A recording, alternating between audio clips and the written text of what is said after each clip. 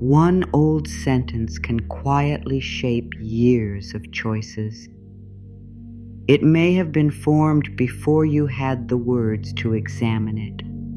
It may have settled into your mind while you were watching adults worry, listening to tense conversations, or learning that safety could disappear without warning. You may not remember the exact day it began. You may not remember who said what. Still, the sentence remained. It could sound like this: I am late. I have missed my chance. Other people know something I do not. Everyone is moving forward except me. I should have achieved more by now. I should be more secure. I should be further along. These thoughts can become so familiar that they stop sounding like thoughts. They begin to sound like facts.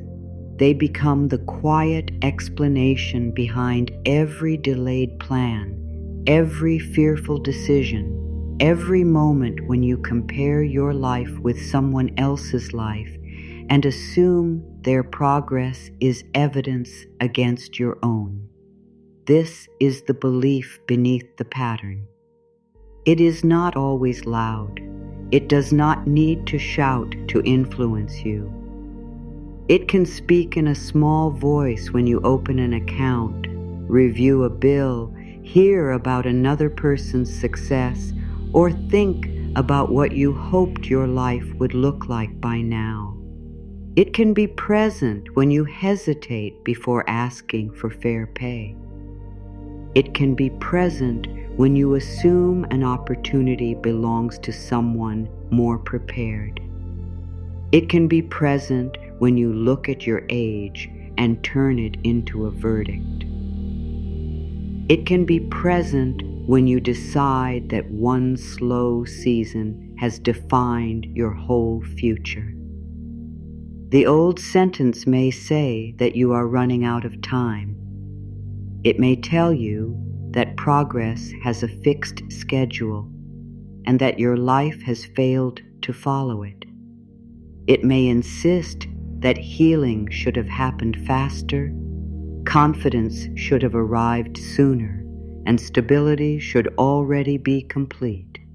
You may have tried to answer that sentence by pushing dear. You may have worked without rest because slowing down felt dangerous. You may have accepted less than you needed because any offer seemed better than uncertainty. You may have ignored your own limits because you feared that saying no would leave you with nothing. You may have chased proof that you were doing well enough. You may have tried to look successful while feeling frightened inside. You may have felt pressure to appear calm, capable, and secure, even while your mind was calculating every possible problem. You may have believed that asking for support would reveal weakness. You may have carried everything alone because independence felt safer than disappointment. None of this means there is something wrong with you. It means the old sentence became persuasive.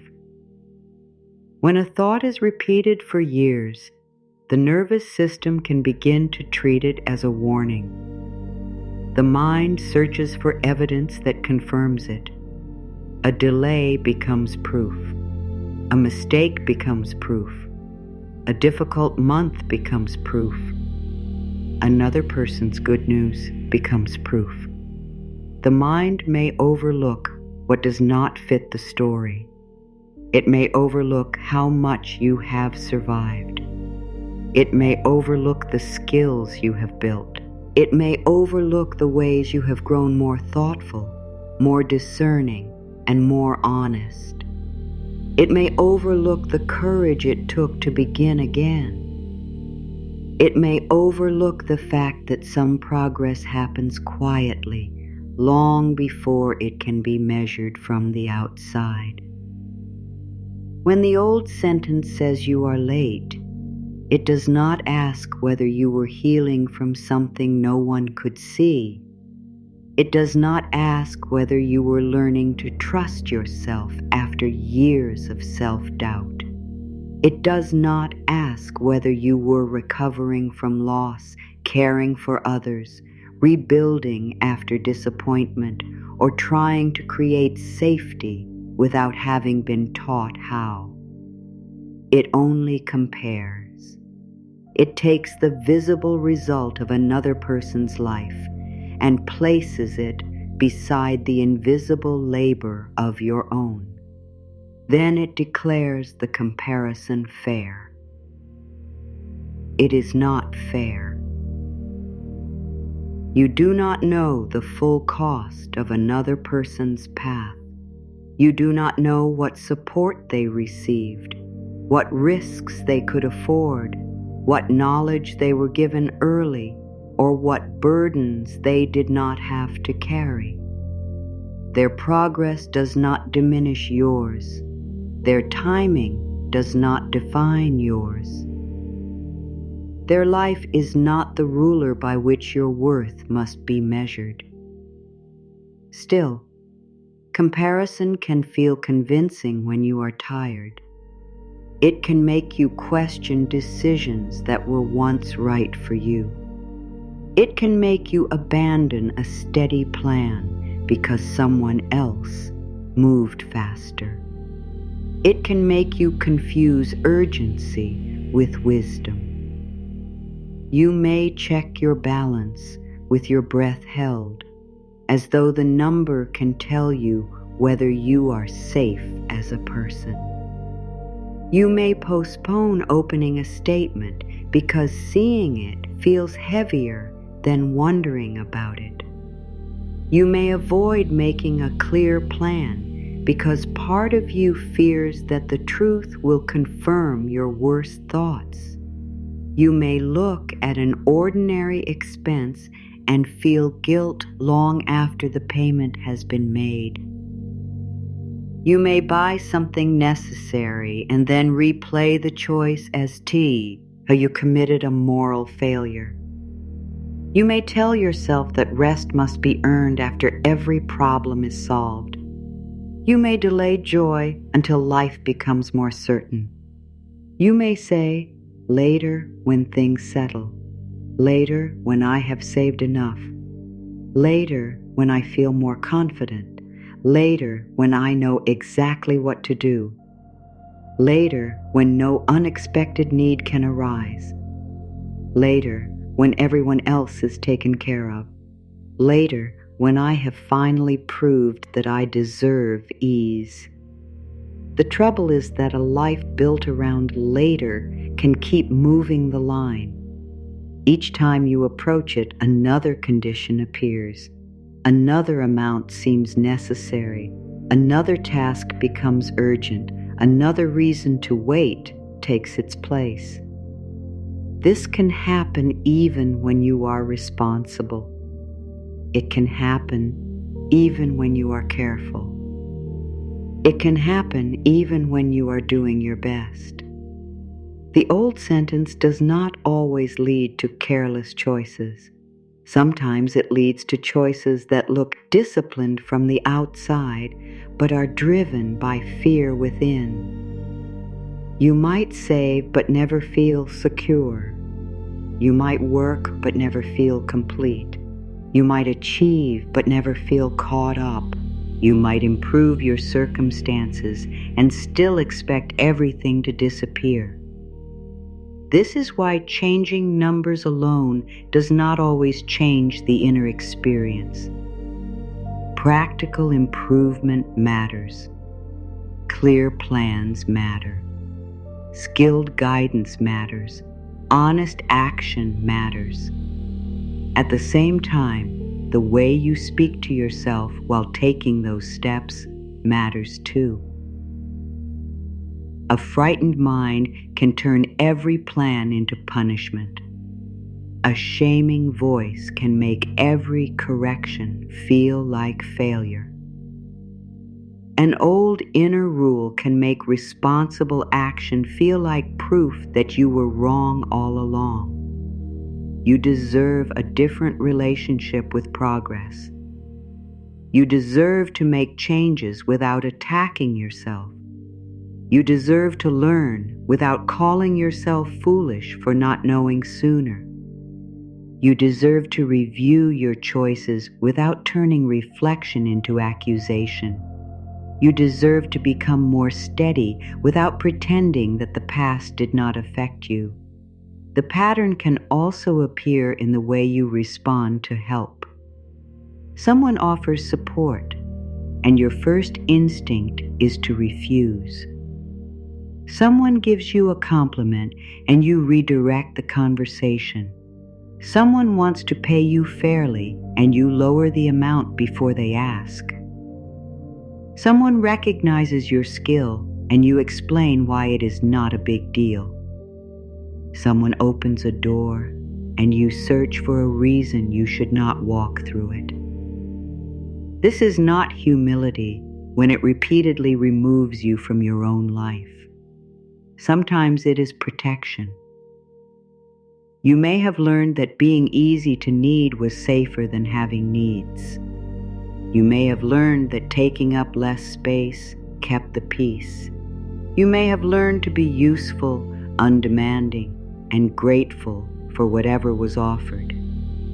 These qualities may have helped you belong in places where belonging felt uncertain. They may have helped you avoid conflict.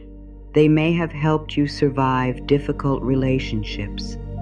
The problem begins was, and an old survival skill becomes a permanent rule. You can appreciate how it protected you without letting it choose everything for you now. You can be kind without disappearing. You can be generous without undercutting yourself. You can be grateful without accepting what is unfair. You can care for others without placing yourself last every time. There may also be a pattern of over-explaining. You may feel that every choice needs a defense. You may prepare long reasons before setting a boundary. You may soften every request until the request nearly disappears. You may add apologies to ordinary needs because directness feels too exposed. I am sorry to ask. I am sorry to bring this up. I am sorry I need more time. I am sorry I cannot do that. I am sorry this matters to me. Over time, apology can become a habit of making yourself smaller before anyone else has the chance to reject you. You begin paying for your place with self-erasure.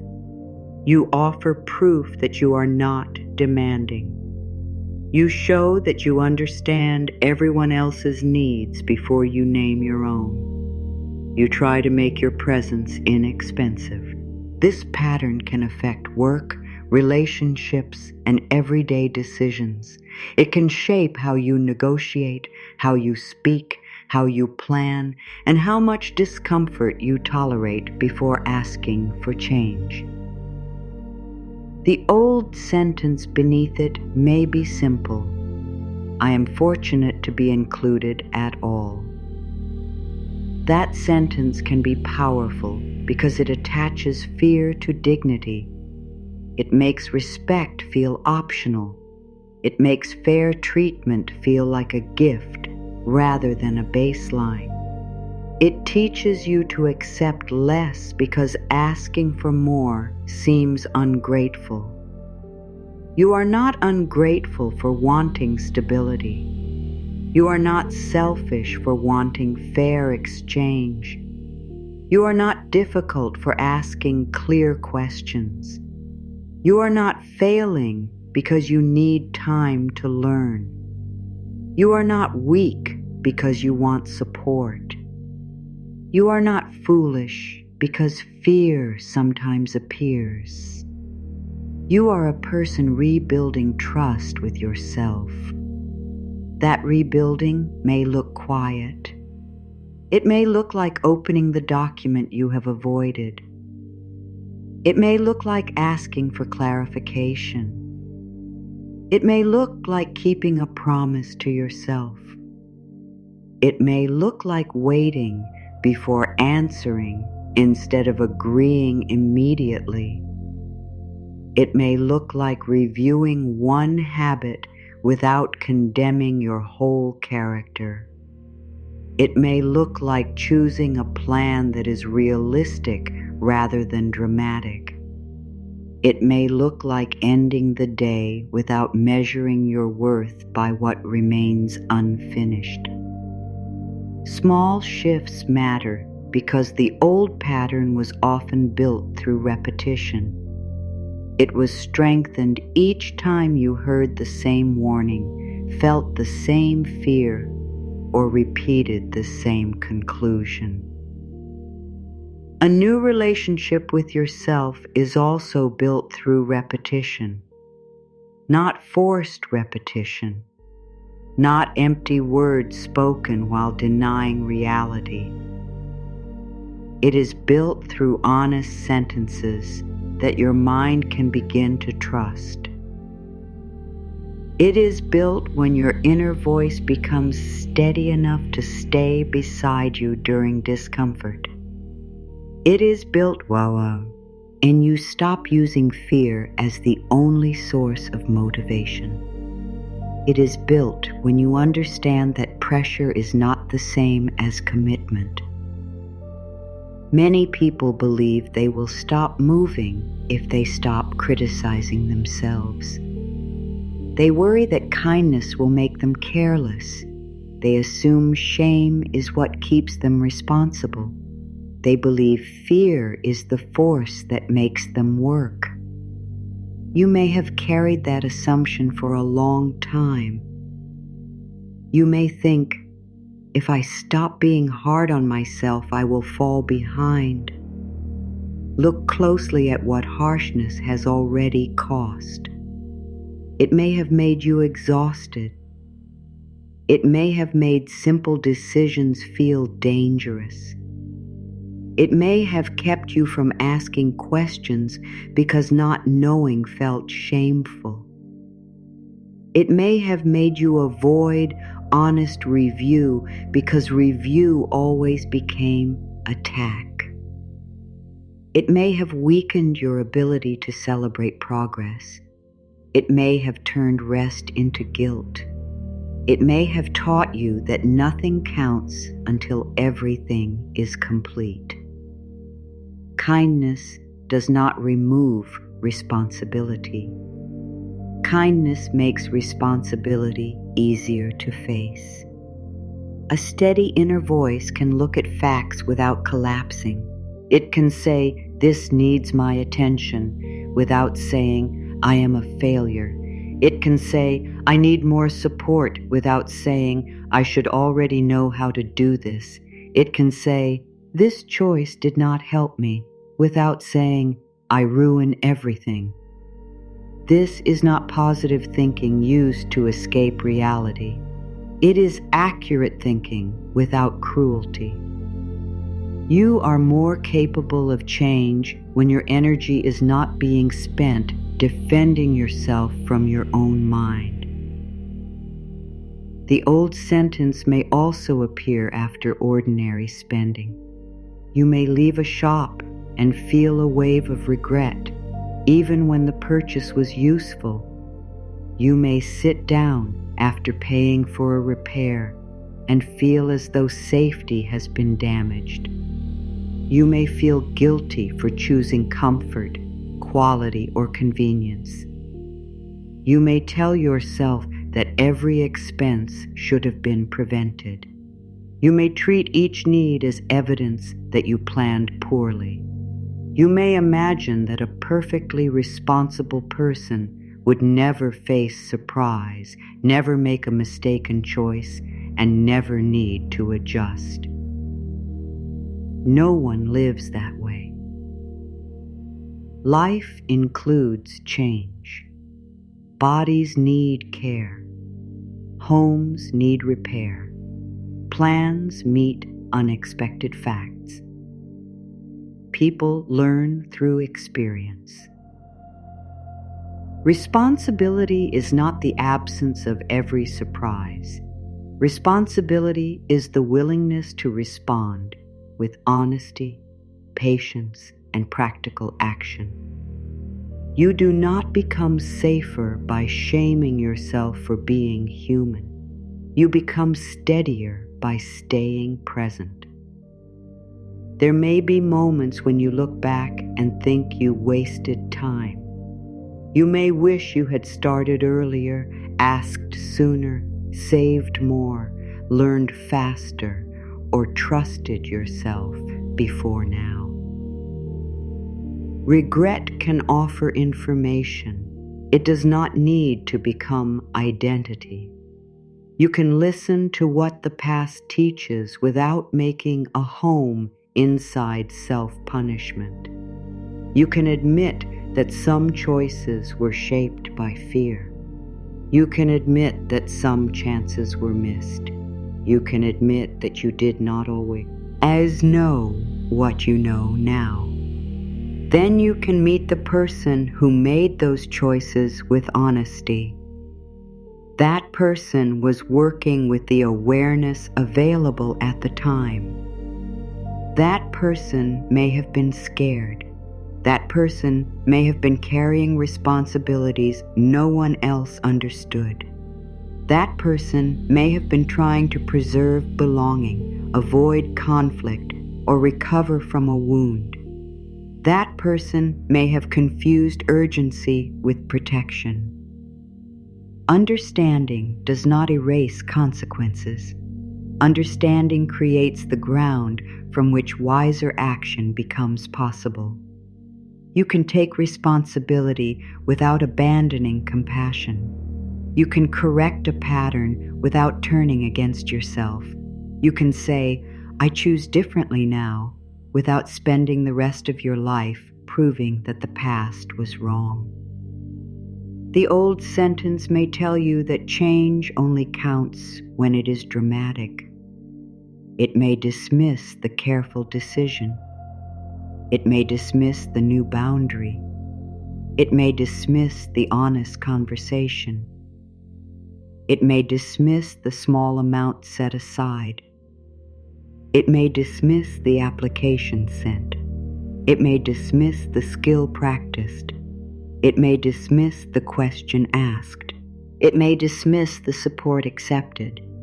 It may dismiss every step because none of them instantly transformed your whole life. This is how discouragement protects the familiar. It demands a result so large that ordinary progress appears meaningless. Then it uses the absence of instant change as evidence that nothing is working. You do not need to accept that measure. Progress can be real before it is impressive. A choice can matter before anyone sees its effect.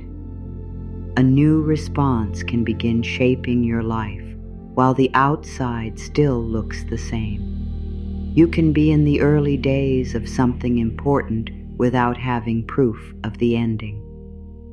The belief beneath may whisper that the early stage is embarrassing. It is not. Every skill has an early stage. Every stable habit has an early stage. Every repaired relationship with self has an early stage. The first honest effort often feels awkward because the old response is practiced and the new response is not. Awkward does not mean wrong. Slow does not mean impossible. Unfamiliar does not mean unsafe. You may also have learned to fear hope. Hope can feel risky when disappointment has been frequent. It can seem safer to expect less. You may lower your expectations before life has the chance to answer. You may dismiss an idea before testing it. You may call yourself realistic when you are actually trying to avoid being hurt. There is wisdom in discernment. There is also a difference between discernment and self-rejection. Discernment asks, what is true here?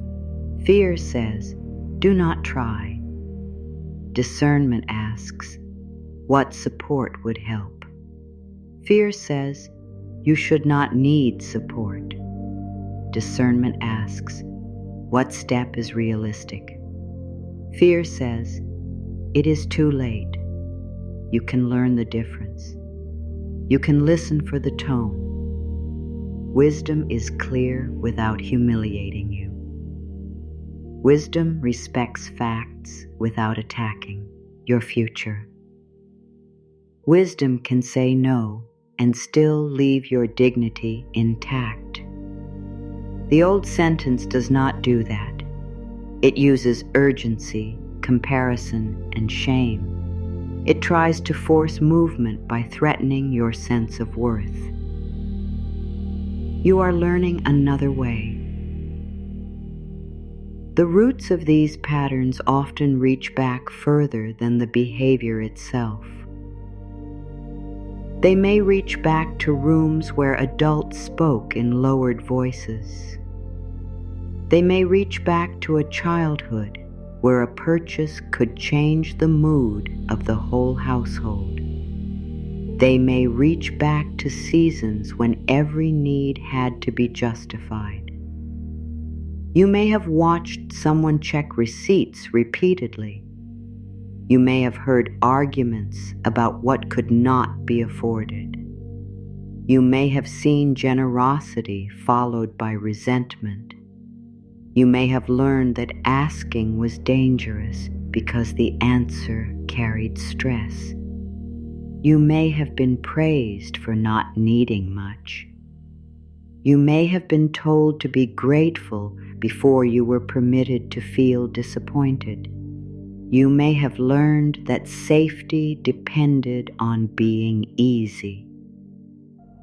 A child does not analyze these moments as patterns. A child absorbs them. The child watches faces. The child listens to tone. The child learns what creates tension. The child learns what receives approval. The child creates rules. Do not ask. Do not waste. Do not want too much. Do not trust ease. Do not believe good seasons last. Do not become a burden. Do not let anyone see that you are afraid. These rules may have helped you understand the world you were living in. They may have helped you predict reactions. They may have helped you avoid conflict. They were not created because you were weak. They were created because you were attentive. You learned quickly. You adapted. You became skilled at reading the room. The difficulty is that the room changed while the rules remained.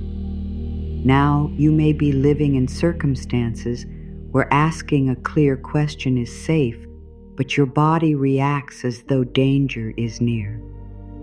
You may be offered fair support, but your first response is suspicion.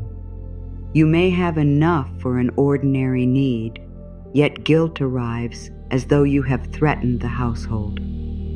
This is how the past can continue without your permission.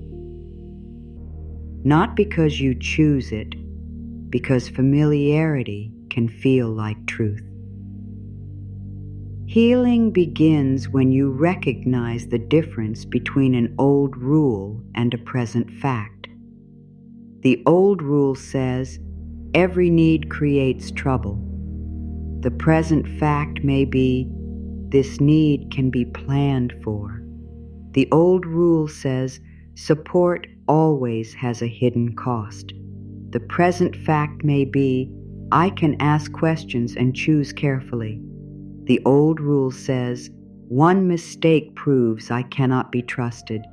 The present fact may be, I can learn, repair, and adjust. The old rule says, "My timing has ruined my future." The present fact may be, "I am making a clearer choice now." This kind of recognition is not instant. You may understand it one day and still feel the old reaction the next. That does not mean you have lost progress. Awareness often arrives before comfort. You see the pattern before your body stops repeating it. You hear the old sentence before you know how to answer it. You catch yourself after the habit begins. This is still change.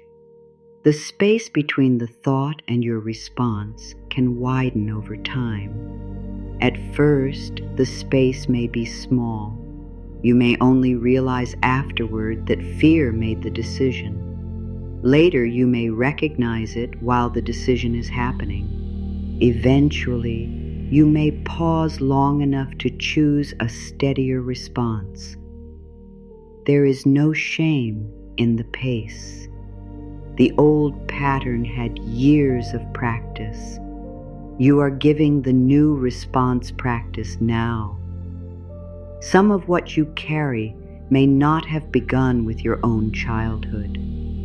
It may have been passed through generations shaped by hardship, instability, displacement, illness, limited opportunity, or sudden loss.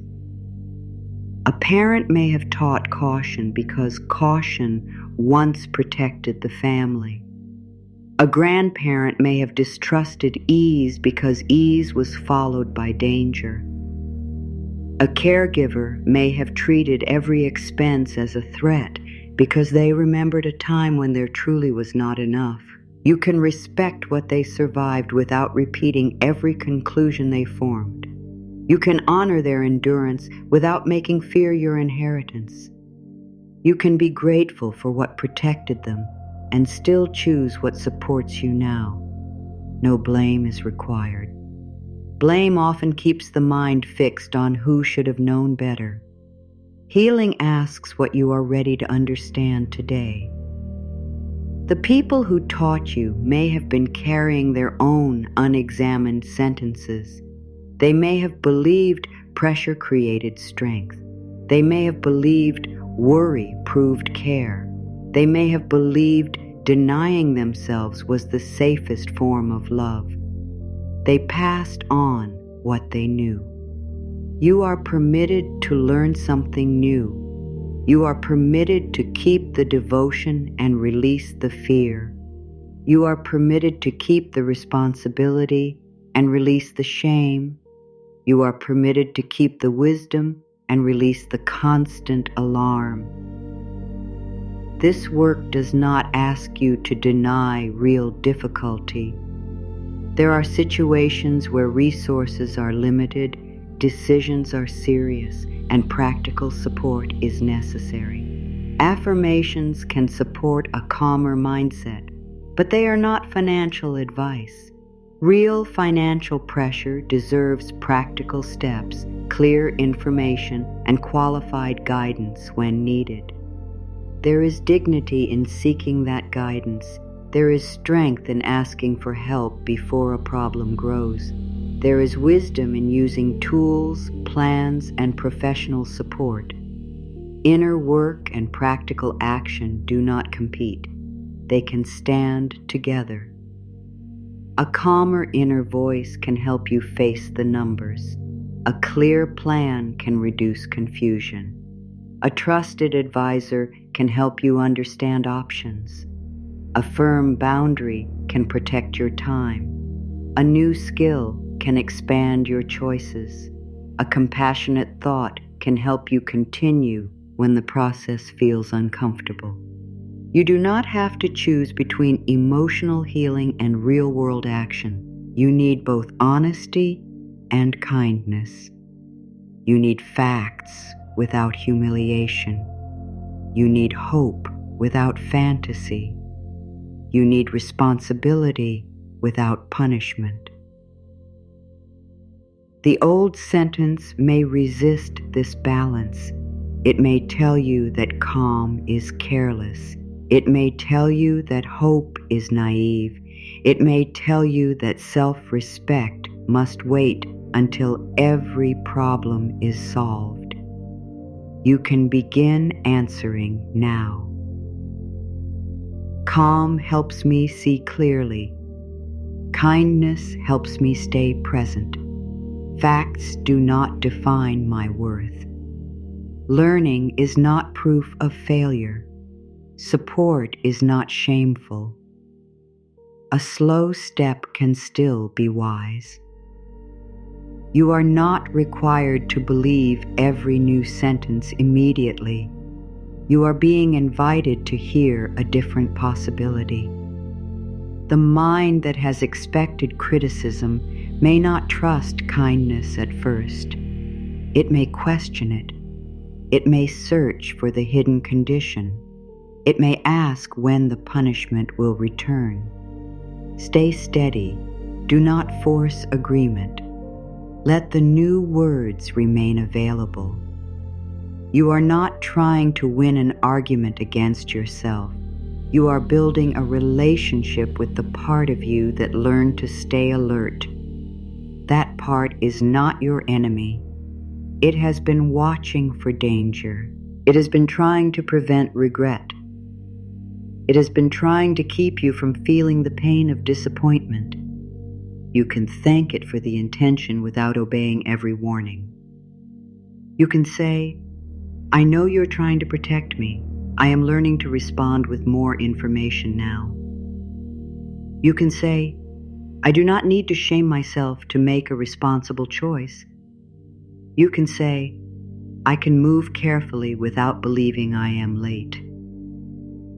This is where the first shift begins, not in a dramatic promise, not in pretending fear has disappeared. It begins when the old sentence is finally recognized as a sentence, not a prophecy, not a law, not your identity. A sentence learned can be examined. A sentence repeated can be questioned. A sentence inherited can be revised. The mind can learn a new way of interpreting delay, effort, and progress. The body can learn that a clear decision does not require panic. Your life can become more honest without becoming more harsh. You can look at where you are and refuse to turn the moment into a verdict. You can stand here without calling this place a failure. You can begin from the life that is real. You can bring all that you have learned. You can bring the wisdom you earned through difficulty. You can bring the boundaries you did not know how to set before. You can bring the patience you once mistook for weakness.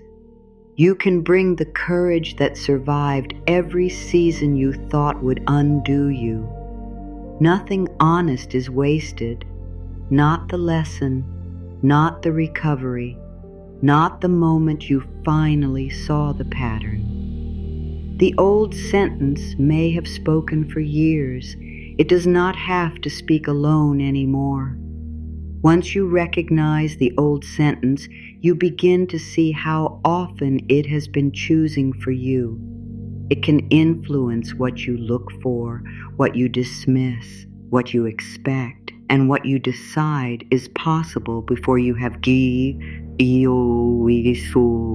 gathered enough information. It can shape the tone of your inner voice long before a practical choice is made. This is one reason a familiar thought can have such lasting influence. A thought does not need to control every part of your life to affect the direction of many small moments. It only needs to become the first explanation your mind reaches for. A message goes unanswered, and the old explanation says you were not valued. An opportunity appears. and the old explanation says you are unprepared. A plan takes longer than expected, and the old explanation says you have failed. A cost increases, and the old explanation says you will never feel secure. Someone else reaches a milestone, and the old explanation says there is less room for you. These conclusions can arrive so quickly that you barely see them forming. The feeling appears first. Then the mind searches for reasons to support it. This does not mean you are choosing fear on purpose. The mind prefers familiar pathways because they require less effort. A conclusion repeated many times becomes easier to access. It can feel immediate, convincing, and complete, even when it is only one interpretation. What you expect affects what you pay attention to. When you expect rejection, you may see uncertainty as refusal. When you expect loss, you may treat every change as danger. When you expect yourself to fail, you may focus on every imperfect detail while overlooking what you handled well. When you expect to be overlooked, you may stop speaking before anyone has the chance to hear you. Attention is selective. No person can take in every detail of every moment. The mind filters. It decides what seems relevant and what can be ignored. An old inner rule can influence that filter. If the rule says there is never enough, your attention may stay fixed on what is missing, even while useful support is available. If the rule says you are always late, your attention may stay fixed on lost time, even while a clear next step is in front of you. If the rule says asking is unsafe, your attention may collect every memory of refusal while excluding the times someone responded with care. The filter does not prove the rule is true. It shows how practiced the rule has become. This matters because choices are often made from what receives attention. You cannot consider an option you have already dismissed. You cannot respond to support you refuse to recognize. You cannot build confidence from progress your mind will not count. You cannot make a balanced decision when one feared outcome is treated as the only possible outcome. The work is not to force yourself to see everything positively. The work is to see more completely. A complete view can include risk and possibility. It can include difficulty and capacity. It can include regret and learning. It can include limits and available choices. It can include what you wish were different and what can still be. Idon. This wider view creates room for wiser action. When the mind is under pressure, it often narrows. It searches for immediate safety. It may demand a quick answer, even when waiting would help. It may accept an unfair arrangement because uncertainty feels worse. It may abandon a useful plan because progress is not visible yet. The old sentence adds emotional urgency. It says there is no time to think. It says one mistake will be permanent. It says this is your final chance.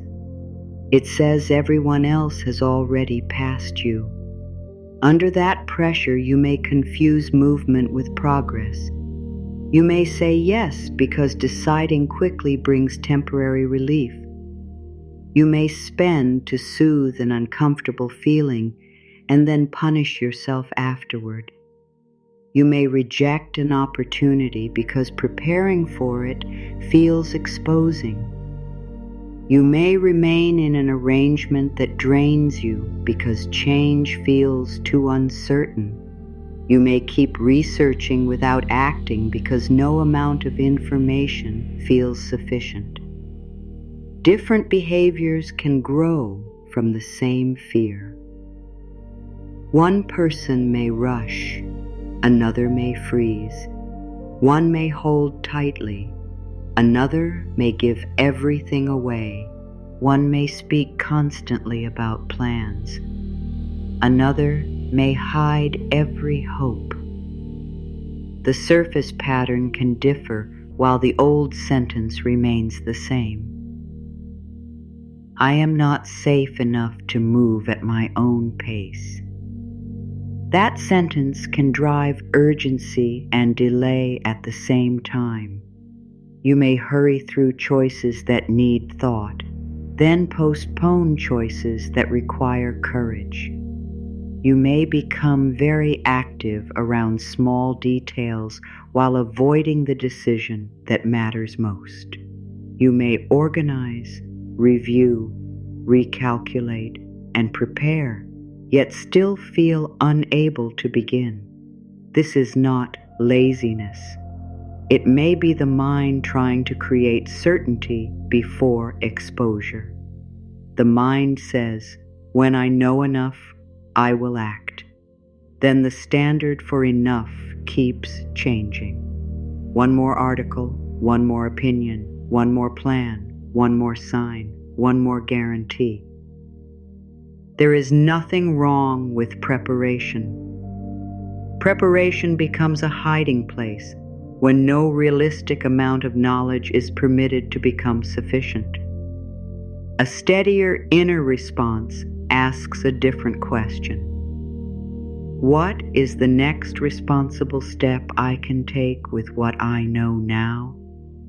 Not the perfect step, not the step that removes every risk, not the step that proves your worth. The next responsible step. That question respects reality. It also respects your ability to learn as you continue. Confidence rarely arrives as complete certainty. It often grows after you act with care, observe the result, and make an adjustment. You learn that you can recover from an imperfect choice. You learn that you can ask another question. You learn that you can change direction. You learn that uncertainty does not erase your judgment. You learn that a decision can be thoughtful without being flawless. These experiences become new evidence. Your inner world is shaped not only by what you say, but by what you repeatedly show yourself. Each time you keep a small promise, you show yourself that your word matters. Each time you face a fact without self-attack, you show yourself that honesty is survivable. Each time you set a clear boundary, you show yourself that respect does not require disappearance. Each time you ask for support, you show yourself that needing help does not remove dignity. Each time you make an adjustment instead of collapsing into blame, you show yourself that growth can be practical. This is how new trust develops, not through a single perfect statement, through language and action agreeing with each other. If you tell yourself you are learning, then give yourself room to learn. If you tell yourself your needs matter, then include them in the plan. If you tell yourself you deserve respect, then listen when an arrangement repeatedly violates it. If you tell yourself progress can be gradual, then stop dismissing every gradual step. Words gain strength when your choices begin to support them. This does not require dramatic change. A dramatic change made from panic can repeat the same old pattern in a different form. Steady change asks what can be sustained. It looks at your actual energy. It considers your responsibilities. It makes room for information. It leaves space for adjustment. It does not demand that your entire future be solved today. The old sentence often wants a total answer. It asks, how will everything work out? A calmer mind asks, what needs attention first? The old sentence asks, how can I guarantee I will never struggle again? A calmer mind asks, what would make this situation clearer? The old sentence asks, why did I not know this years ago? A calmer mind asks, what can I use now? The quality of the question changes the quality of the response. A question filled with accusation often produces defensiveness. A question filled with curiosity produces information. This is true when you speak with another person, and it is true when you speak within yourself. Consider the difference between these two responses. What is wrong with me? What happened here and what would help? The first question assumes defect. The second seeks understanding. Why do I always ruin things? What pattern appeared, and what can I choose next? The first turns one moment into identity. The second separates the person from the behavior. Why am I still struggling? What support, skill, or structure is missing? The first adds shame to difficulty. The second opens a practical path. You are not excusing yourself when you ask a useful question. You are making change more likely. Shame can produce short bursts of action, but it often weakens long-term consistency. It exhausts attention. It makes every setback feel personal. It encourages hiding, and hidden problems are harder to address. A respectful inner voice can remain present after an error. It can review what happened. It can seek advice. It can change the plan. It can accept that repair, I take time. It can continue. The ability to continue matters more than the ability to perform perfectly for a few days. Old rules may also influence how you value your own work. You may assume that effort only counts when it is difficult. You may distrust a skill that comes naturally. You may believe that because something takes you less time, it must be worth less. You may think fair compensation should reflect your exhaustion rather than the value, care, and experience you bring. This can lead to undercharging, over-delivering, and apologizing for clear limits. You may add extra work without being asked. You may accept changing expectations without discussing them. You may feel responsible for another person's discomfort when you state a fair boundary. You may reduce your needs before a conversation even begins. The old rule beneath these choices may say, "I must prove I deserve the exchange." That rule keeps moving the requirement. No amount of effort feels sufficient because the issue is not the effort. The issue is the assumption that your place must be earned repeatedly.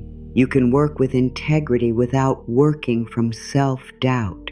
You can provide care without offering unlimited access. You can be flexible without abandoning the agreement. You can improve your skill without treating yourself as unworthy until improvement is complete. Your value is not created by depletion. You do not have to become exhausted to make your contribution legitimate. At the same time, affirming your worth does not remove the need to learn, prepare, communicate, and deliver what you have agreed to provide. Self-respect does not mean avoiding responsibility. It means responsibility is held without self-erasure. This balance may feel unfamiliar. You may be accustomed to choosing between two extremes. Either demand nothing from yourself or demand everything. Either trust everyone or trust no one. Either hold tightly or give without limit. Either act immediately or never begin. Healing often develops in the space between extremes. You can be careful without becoming closed. You can be hopeful without ignoring facts. You can be generous without creating resentment. You can be ambitious without treating the present as an enemy. You can rest without losing commitment. You can move forward without declaring war on where you are. The mind may resist this middle ground because extremes feel clearer. They remove the need for ongoing judgment. A rigid rule can seem easier than a living decision. Never ask, always agree. Spend nothing. Work constantly. Trust no one. Solve everything alone. These rules promise safety through certainty. They also leave little room for reality. Real life changes. A choice that was wise in one season may need adjustment in another. A boundary may need to become firmer. A plan may need to become more flexible. Support that once helped may no longer fit. A fear that once protected you may now keep you small. Maturity includes the willingness to review your rules. You are permitted to ask whether they still serve you. You are permitted to keep what is useful. You are permitted to release what is not. This review does not betray the person you used to be. It supports the person you are becoming. There may be grief in recognizing how long a pattern has influenced you. You may remember opportunities you declined, conversations you avoided, or seasons you spent trying to prove that you were acceptable. Let the grief be honest. Do not turn it into another accusation. You were not standing outside the pattern with all the knowledge you have today. You were living inside it. you were responding from what seemed true. Now something is becoming visible. Visibility changes choice. You can see the thought before it becomes a command. You can hear the tone before it becomes a decision. You can identify the pressure before it becomes action. You can ask whether the present moment truly requires the old response. This awareness is practical. It may help you wait before agreeing. It may help you prepare for a conversation. It may help you review a purchase with facts rather than guilt. It may help you separate a temporary difficulty from a permanent conclusion. It may help you ask a qualified person for guidance rather than searching endlessly for certainty alone. It may help you choose a smaller, realistic step instead of another grand plan that cannot be sustained. Beliefs influence behavior, but they do not operate like magic. Repeating a sentence does not control markets, erase obligations, or guarantee outcomes. What inner practice can do is affect the way you meet reality. It can influence whether you face or avoid, whether you ask or assume, whether you prepare or panic, whether you recover from a setback or turn it into identity, whether you recognize an option, whether you believe you are capable of learning. These shifts can change what happens downstream because choices have consequences. A person who asks a clear question may receive useful information. A person who tracks a pattern without shame may make a more informed adjustment. A person who respects their time may communicate more directly. A person who believes learning is possible may seek training rather than withdrawing. A person who no longer sees every delay as defeat may stay with a sound process longer. None of these actions promises a particular result. They create greater readiness. They create clearer participation. They create a more stable foundation for responding to what life presents. This is modest, real power, not control over every condition, not immunity from difficulty. The power to meet a condition with more awareness than before. The power to interrupt one automatic response. The power to ask for help. The power to return after discouragement. The power to ache the next choice from present information instead of an old alarm. You may underestimate this because it does not feel dramatic. A changed response can appear small. You open the message, you read the facts, you take notes, you ask the question, you sleep on the decision, you say no without a long defense, you state the amount without apologizing, you accept a compliment without reducing yourself, you let someone help without promising to repay them through exhaustion. You enjoy something ordinary without immediately creating guilt. These moments are evidence that your inner relationship is changing. The outside may not transform at once, the change still matters. There is a particular kind of impatience that appears when healing becomes visible but not complete.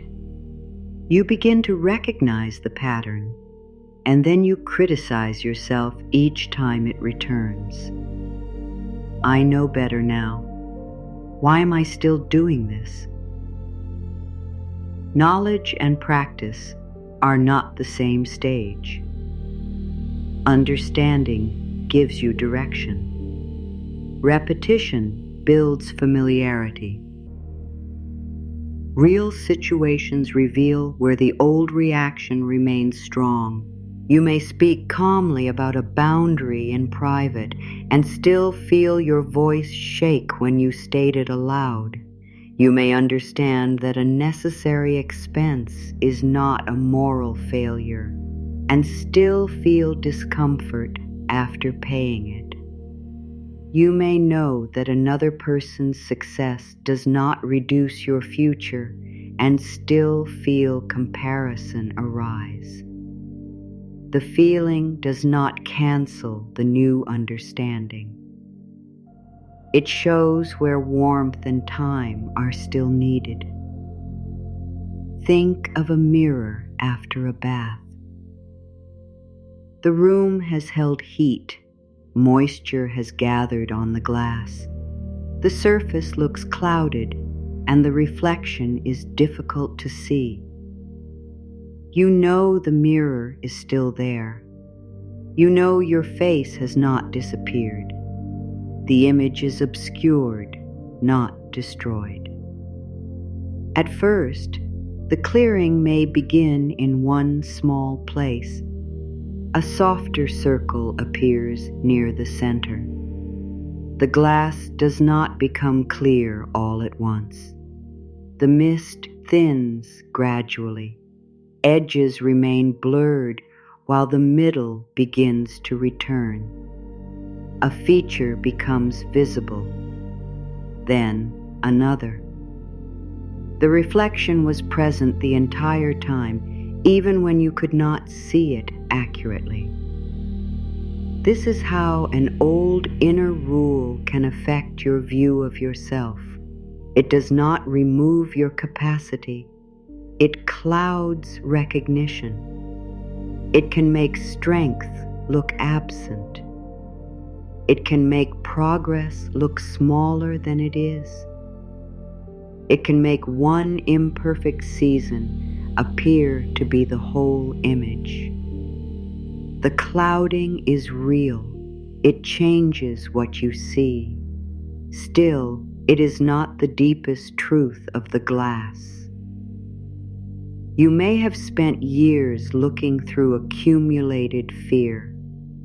Words from the past settled there. Comparisons settled there. Regret settled there. Unanswered questions settled there. Each layer changed the image slightly. Eventually, you may have forgotten that you were looking through a surface affected by old conditions. You assumed the blur belonged to you. You thought uncertainty was your identity. You thought fear was your nature. You thought delay was proof of incapacity. You thought difficulty revealed your value. The mirror did not accuse you. It only reflected through what had gathered upon it. This distinction matters. There is a difference between who you are and what has shaped the way you see yourself. There is a difference between a blurred reflection and a broken person. There is a difference between temporary obscurity and permanent absence. The fog can make every outline uncertain. It can cause you to lean closer, strain harder, and question what is directly in front of you. Effort alone does not always clear it. Sometimes pressing your face nearer only narrows the view. Sometimes wiping too forcefully leaves streaks. Sometimes impatience creates more frustration than clarity. The process responds to warmth and time. The air changes. The center opens.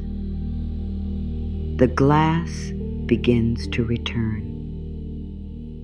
This does not mean doing nothing. You may choose to wipe a clear space. You may open the door. You may let cooler air enter. You participate in the clearing. You do not punish the glass for responding to conditions. You understand what happened. Heat met a cooler surface. Moisture formed. The result was natural. Your inner reactions also formed under conditions. Repeated warnings met a young mind. Uncertainty met a need for safety. Comparison met a need to understand your place. Shame met a desire to belong. The result was not evidence of failure. It was adaptation. Now the conditions can change. You can bring a steadier tone. You can bring practical information. You can bring better boundaries. You can bring respectful questions. You can bring supportive action. You can bring enough patience for the reflection to become recognizable again. The first clearing often happens near the center, not at every edge, not across the whole surface. One honest thought becomes visible. I am capable of learning. You may not believe anything larger yet. That one thought is enough to begin. Another clear place appears.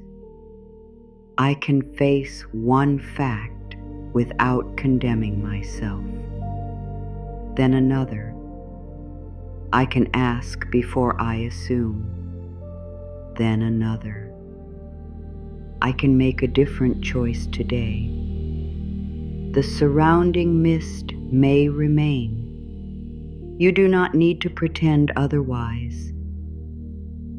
Clarity can begin in the center, while uncertainty remains at the edges. This is an important form of progress because many people wait for complete confidence before trusting any part of themselves. They believe every doubt must disappear first. Complete confidence is not required. You need one clear place from which to act. One sentence you can stand beside. One fact you can face. One choice that respects the person you are becoming. From there, the open space can widen. The center matters because it gives you orientation. It reminds you that an accurate reflection is possible. It shows that the entire surface is not permanently clouded. When you see one part clearly, you stop believing the blur is everything. You begin to remember yourself, not an idealized self, not a perfected future version, the real person beneath years of judgment, the person who has kept trying, the person who has learned through experience, the person who can be frightened and still act thoughtfully, the person who can regret and still repair, the person who can need guidance and still possess wisdom. the person whose pace has been shaped by realities that deserve understanding. The old sentence may return while the clearing is happening. It may point to the blurred edges and say, "See, nothing has changed." Do not argue with every word. Return your attention to what is becoming visible. You handled that conversation differently. You asked for time. You reviewed the details. You accepted support. You made a plan. You did not insult yourself afterward. These are clear places. They count. You are not required to clear the entire surface before acknowledging them. The mind trained to focus on deficiency may dismiss these shifts because they seem ordinary, yet ordinary responses create daily life. Your future is not built only through rare, dramatic decisions. It is also shaped by how you speak to yourself on a difficult afternoon, how you respond after an unexpected cost, how you recover after hearing no, how you treat your body while solving a problem, how you decide whether to ask again, how you interpret a slower season. These moments affect whether you remain available to your own life. The clearing reflection becomes a teacher. It shows you that clarity is not always an event. It can be a gradual return. It can begin quietly. It can expand without force. It can reveal what was never truly gone. You may not need a new identity. You may need a clearer view of the strength already present. You may not need to become worthy. You may need to stop using a clouded surface as evidence that worth is absent. You may not need to hurry your healing. You may need to create conditions where honesty can remain. Time alone does not change every pattern. Time joined with conscious practice can. Warmth alone does not make every decision. Warmth joined with clear action can. Compassion alone does not organize practical responsibilities. Compassion can help you face them without shutting down. The clearing happens through partnership, inner language and outer action, patience and accountability, support and self-trust, reflection and decision. This partnership keeps the work grounded. You are not waiting for a mysterious force to solve what requires your participation. You are changing the conditions under which you participate. You are learning to look at the reflection without attacking it. You are learning to clear one area instead of condemning the whole surface. You are learning that a blurred moment does not define the image. You are learning that warmth is not weakness. You are learning that time is not proof of failure. The center is opening. Not because you forced it, because you stayed, because you looked again, because you became willing to question what the blur had taught you, because you chose to meet yourself with enough steadiness for truth to reappear. The reflection is becoming easier to recognize. You do not need every edge to be clear before you trust what you can see. Clarity does not demand that every part of you agree at once. A new sentence can be true enough to practice before it feels completely natural. You do not have to force conviction. You do not have to silence every doubt. You do not have to stand before your reflection and pretend the whole surface has cleared. You only need one honest place to begin. The old sentence may still speak quickly. It may say that your progress is too slow, your choices came too late, or your life should look different by now. It may gather every blurred edge and present it as proof that nothing has changed. You can hear that voice without giving it full authority. You can say, I understand why this thought appears. You can say, this thought was practiced for a long time. You can say, its familiarity does not make it final. This response is different from fighting yourself. When you fight an old pattern, you may create more pressure. You may demand that the fear disappear before you move. You may treat every return of doubt as a failure. You may become impatient with the very part of you that needs steadiness most. A fogged mirror does not clear because it is criticized. It clears when the conditions change. Warmth remains. Time passes. The center opens. The reflection becomes easier to recognize. Your inner life responds to conditions too. A harsh voice creates tension. A steady voice creates room. Shame narrows attention. Respect widens it. Urgency can make every choice appear dangerous. Patience can help you see the difference between a real concern and an old alarm. This does not mean every fear is false. Some concerns need action. Some situations need better information. Some responsibilities should not be delayed. The change is that you no longer use fear as proof that you are incapable. You can feel uncertain and still gather facts. You can feel regret and still make a repair. You can feel exposed and still ask a clear question. You can feel behind and still refuse to turn that feeling into your identity.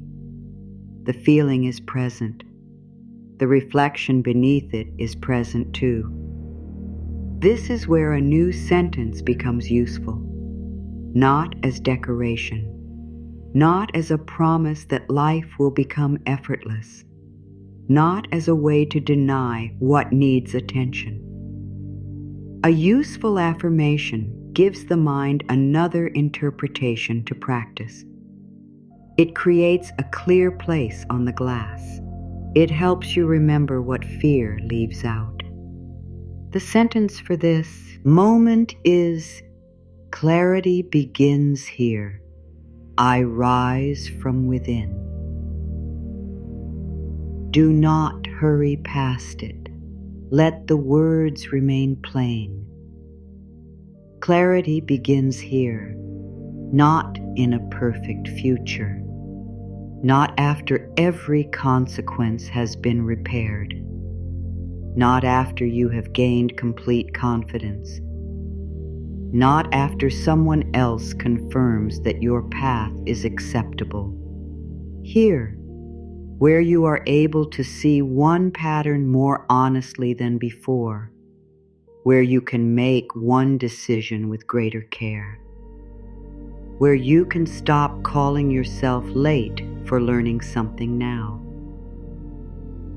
I rise from within. This does not mean you must solve everything alone. Inner strength includes knowing when to seek guidance, when to ask for support, and when another person's knowledge can help. Rising from within means your dignity is not postponed while you learn. It means you do not wait for perfect circumstances before treating yourself with respect. It means your next action can come from clarity rather than humiliation. It means you can participate in your own life without needing to prove that you should have arrived sooner. The sentence is not saying that every condition begins inside you. Many conditions are external, complex, and beyond personal control. It is saying that your relationship with yourself can begin changing here. Your tone can change here. Your willingness to face facts can change here. Your response to comparison can change here. Your habit of dismissing progress can change here. Your readiness to ask for help can change here. The surface may still hold mist. The center can still open. Read the sentence again without demanding that it feel powerful. Let it be quiet. Let it be credible. Let it meet you at the level where you are able to receive it. Clarity begins here.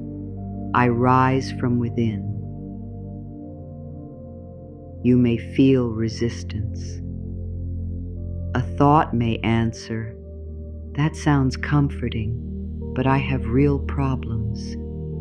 Yes, you may. A new sentence does not erase them. It helps you meet them without adding the extra weight of self-condemnation. Another thought may say, "I have repeated affirmations before and nothing changed." That disappointment deserves honesty. Words spoken without practical support can feel hollow. Words used to cover fear can become exhausting. Words that promise control over events can leave you feeling responsible for outcomes you never had the power to guarantee. This practice asks for something more modest. Let the sentence influence the quality of your next response.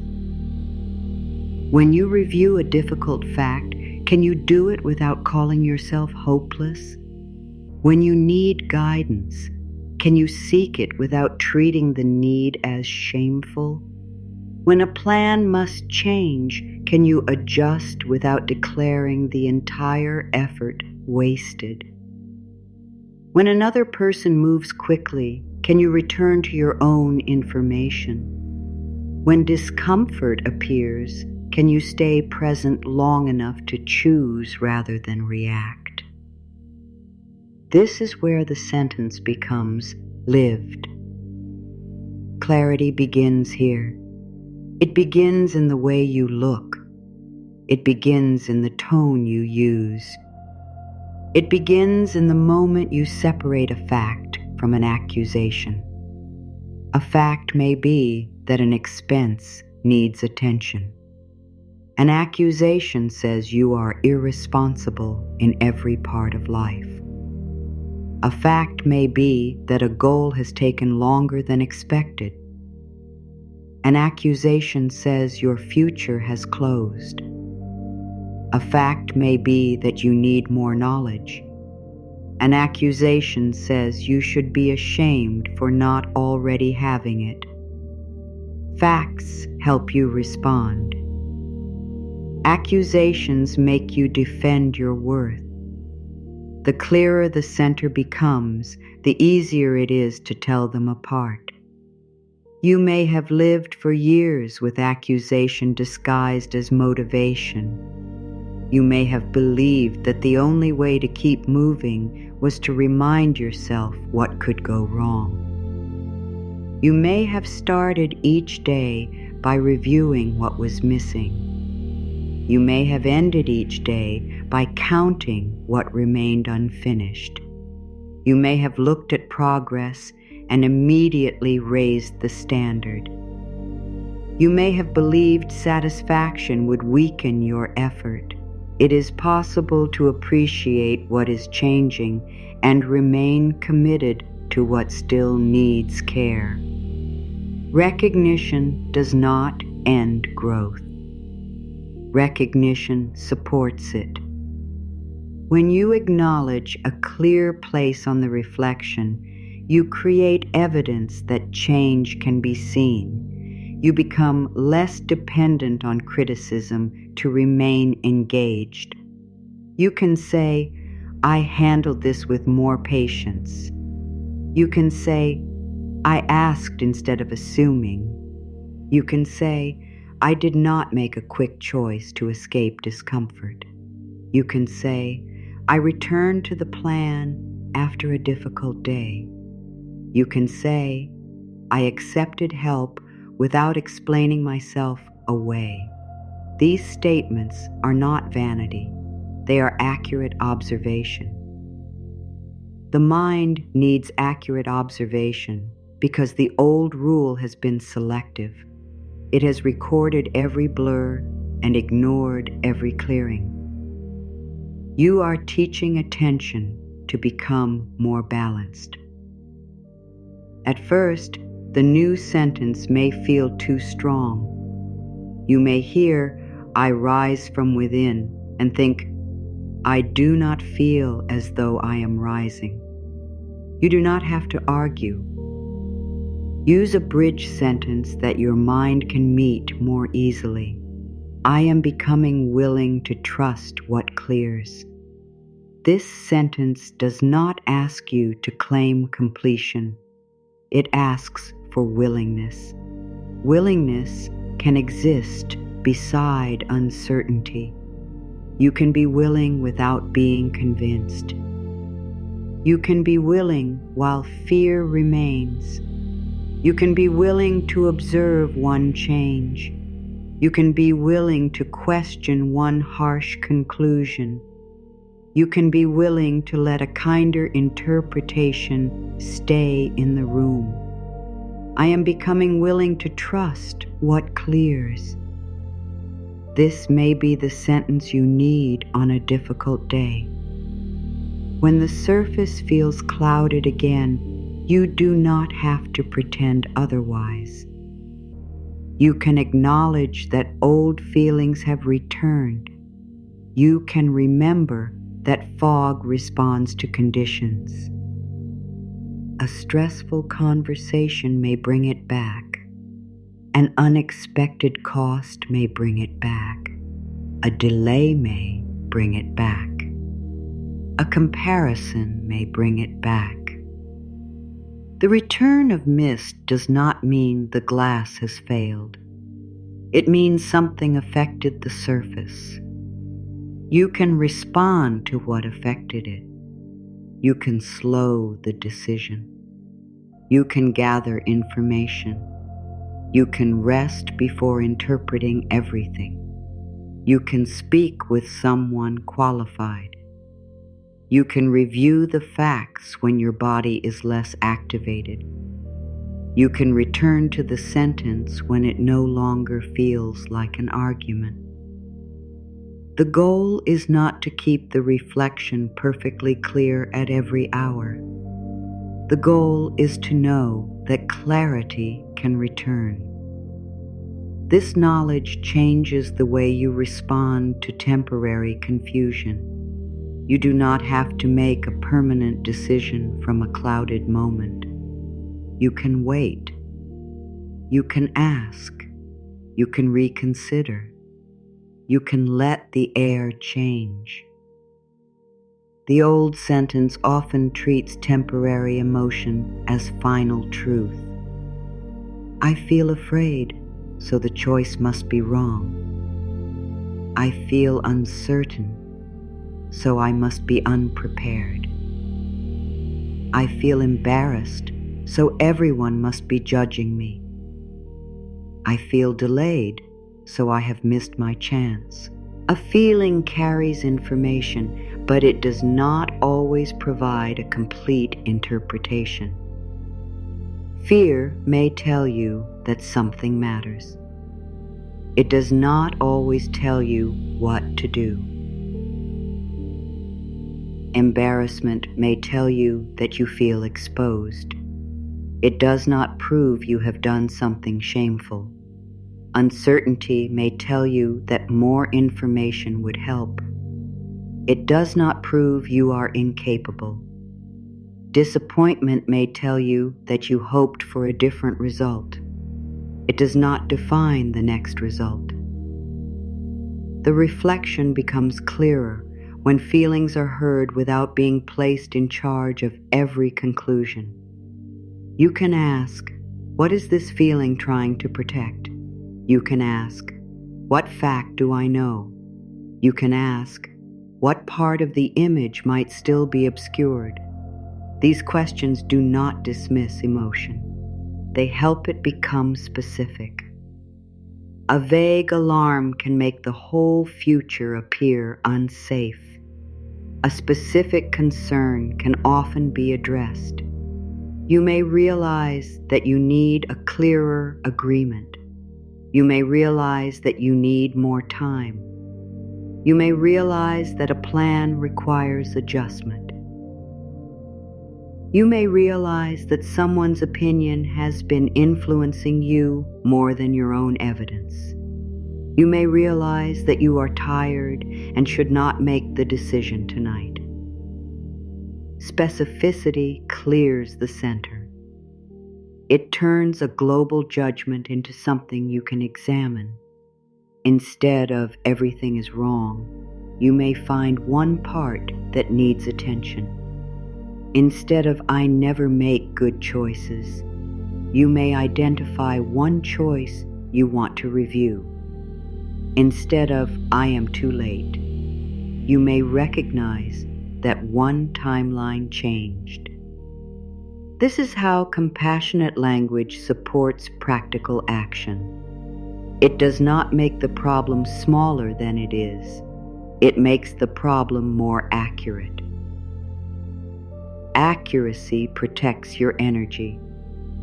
When every issue becomes proof of personal failure, you spend strength defending yourself from your own interpretation. When the issue is named clearly, that strength becomes available for response. You can read the document. You can make the call. You can revise the plan. You can ask for an explanation. You can seek professional guidance. You can create a boundary.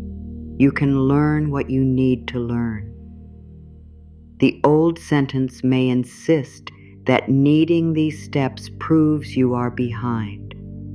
The new sentence answers that taking these steps is where clarity begins. You are not standing outside your life waiting for permission to enter. You are already in the place where your next response can be formed. This does not make the present easy. It makes the present usable. A painful season can still contain useful information. A delayed plan can still reveal what needs strengthening. A mistake can still teach without becoming your name. A slow return to confidence can still be real. The mind may ask for visible proof before it agrees to soften. It may say, I will respect myself when the result arrives. That condition repeats the old pattern. It makes dignity dependent on outcome. You need dignity while the result is uncertain. You need self-respect while learning. You need steadiness while making corrections. You need a voice that remains beside you before the outside evidence is complete. The reflection does not become worthy when it becomes visible. It was worthy while obscured. Your value did not disappear during the years when you doubted it.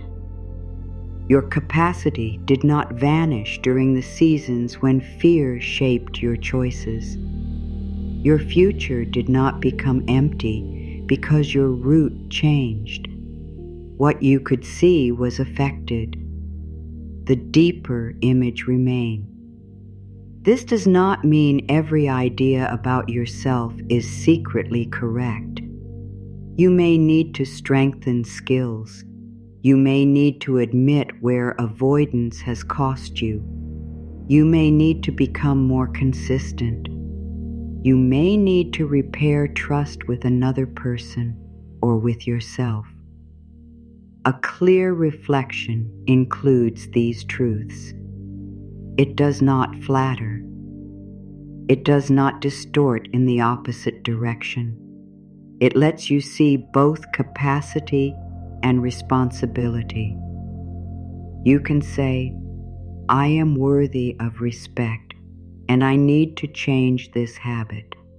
You can say, I have done my best with what I knew, and now I need better information.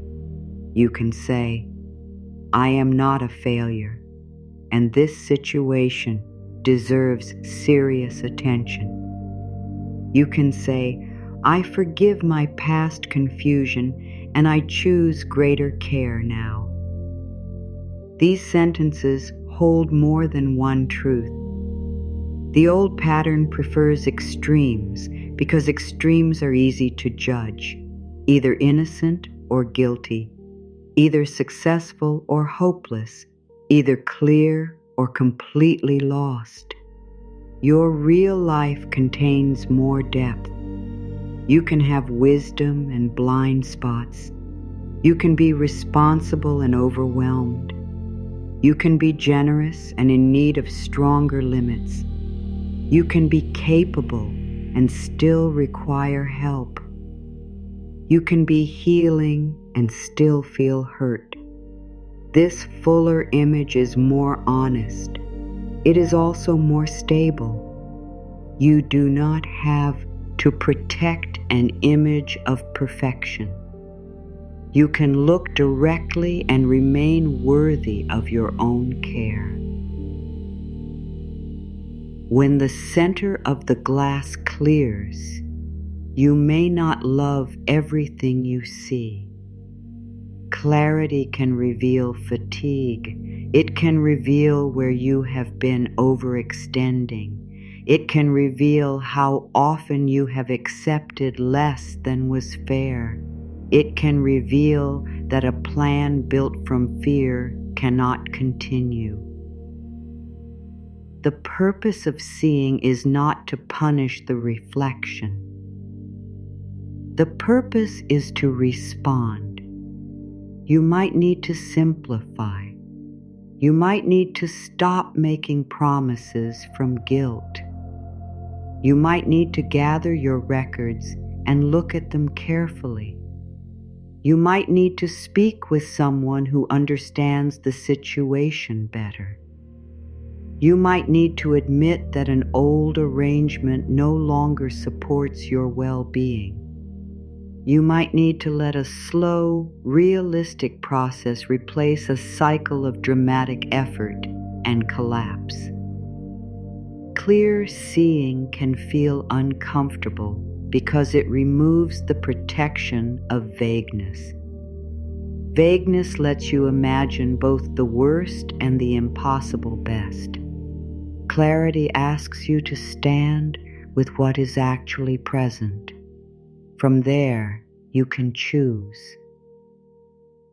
You can choose the next responsible action. You can choose the boundary that protects your energy. You can choose the conversation you have delayed. You can choose to stop measuring your life through someone else's reflection. You can choose to let your own image become familiar again. This familiarity matters. When you have spent years looking through judgment, kindness can feel strange. Respect can feel undeserved. A calm response can seem suspicious. Continue anyway.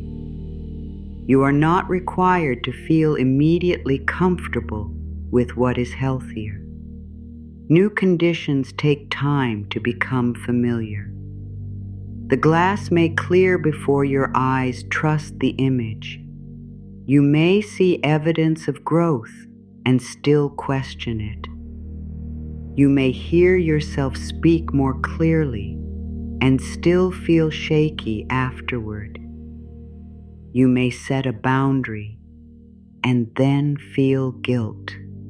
You may accept support and then want to give it back.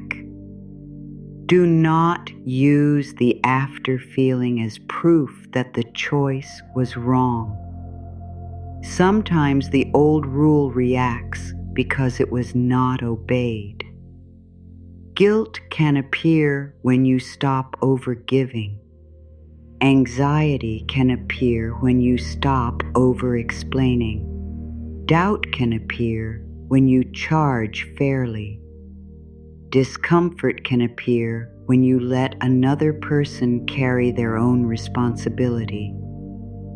The emotion may be a sign of unfamiliarity, not wrongdoing.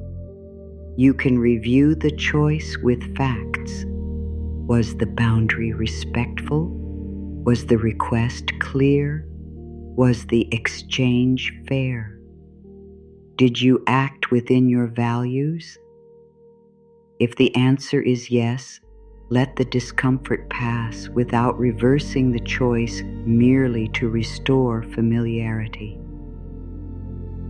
This is another way the center widens.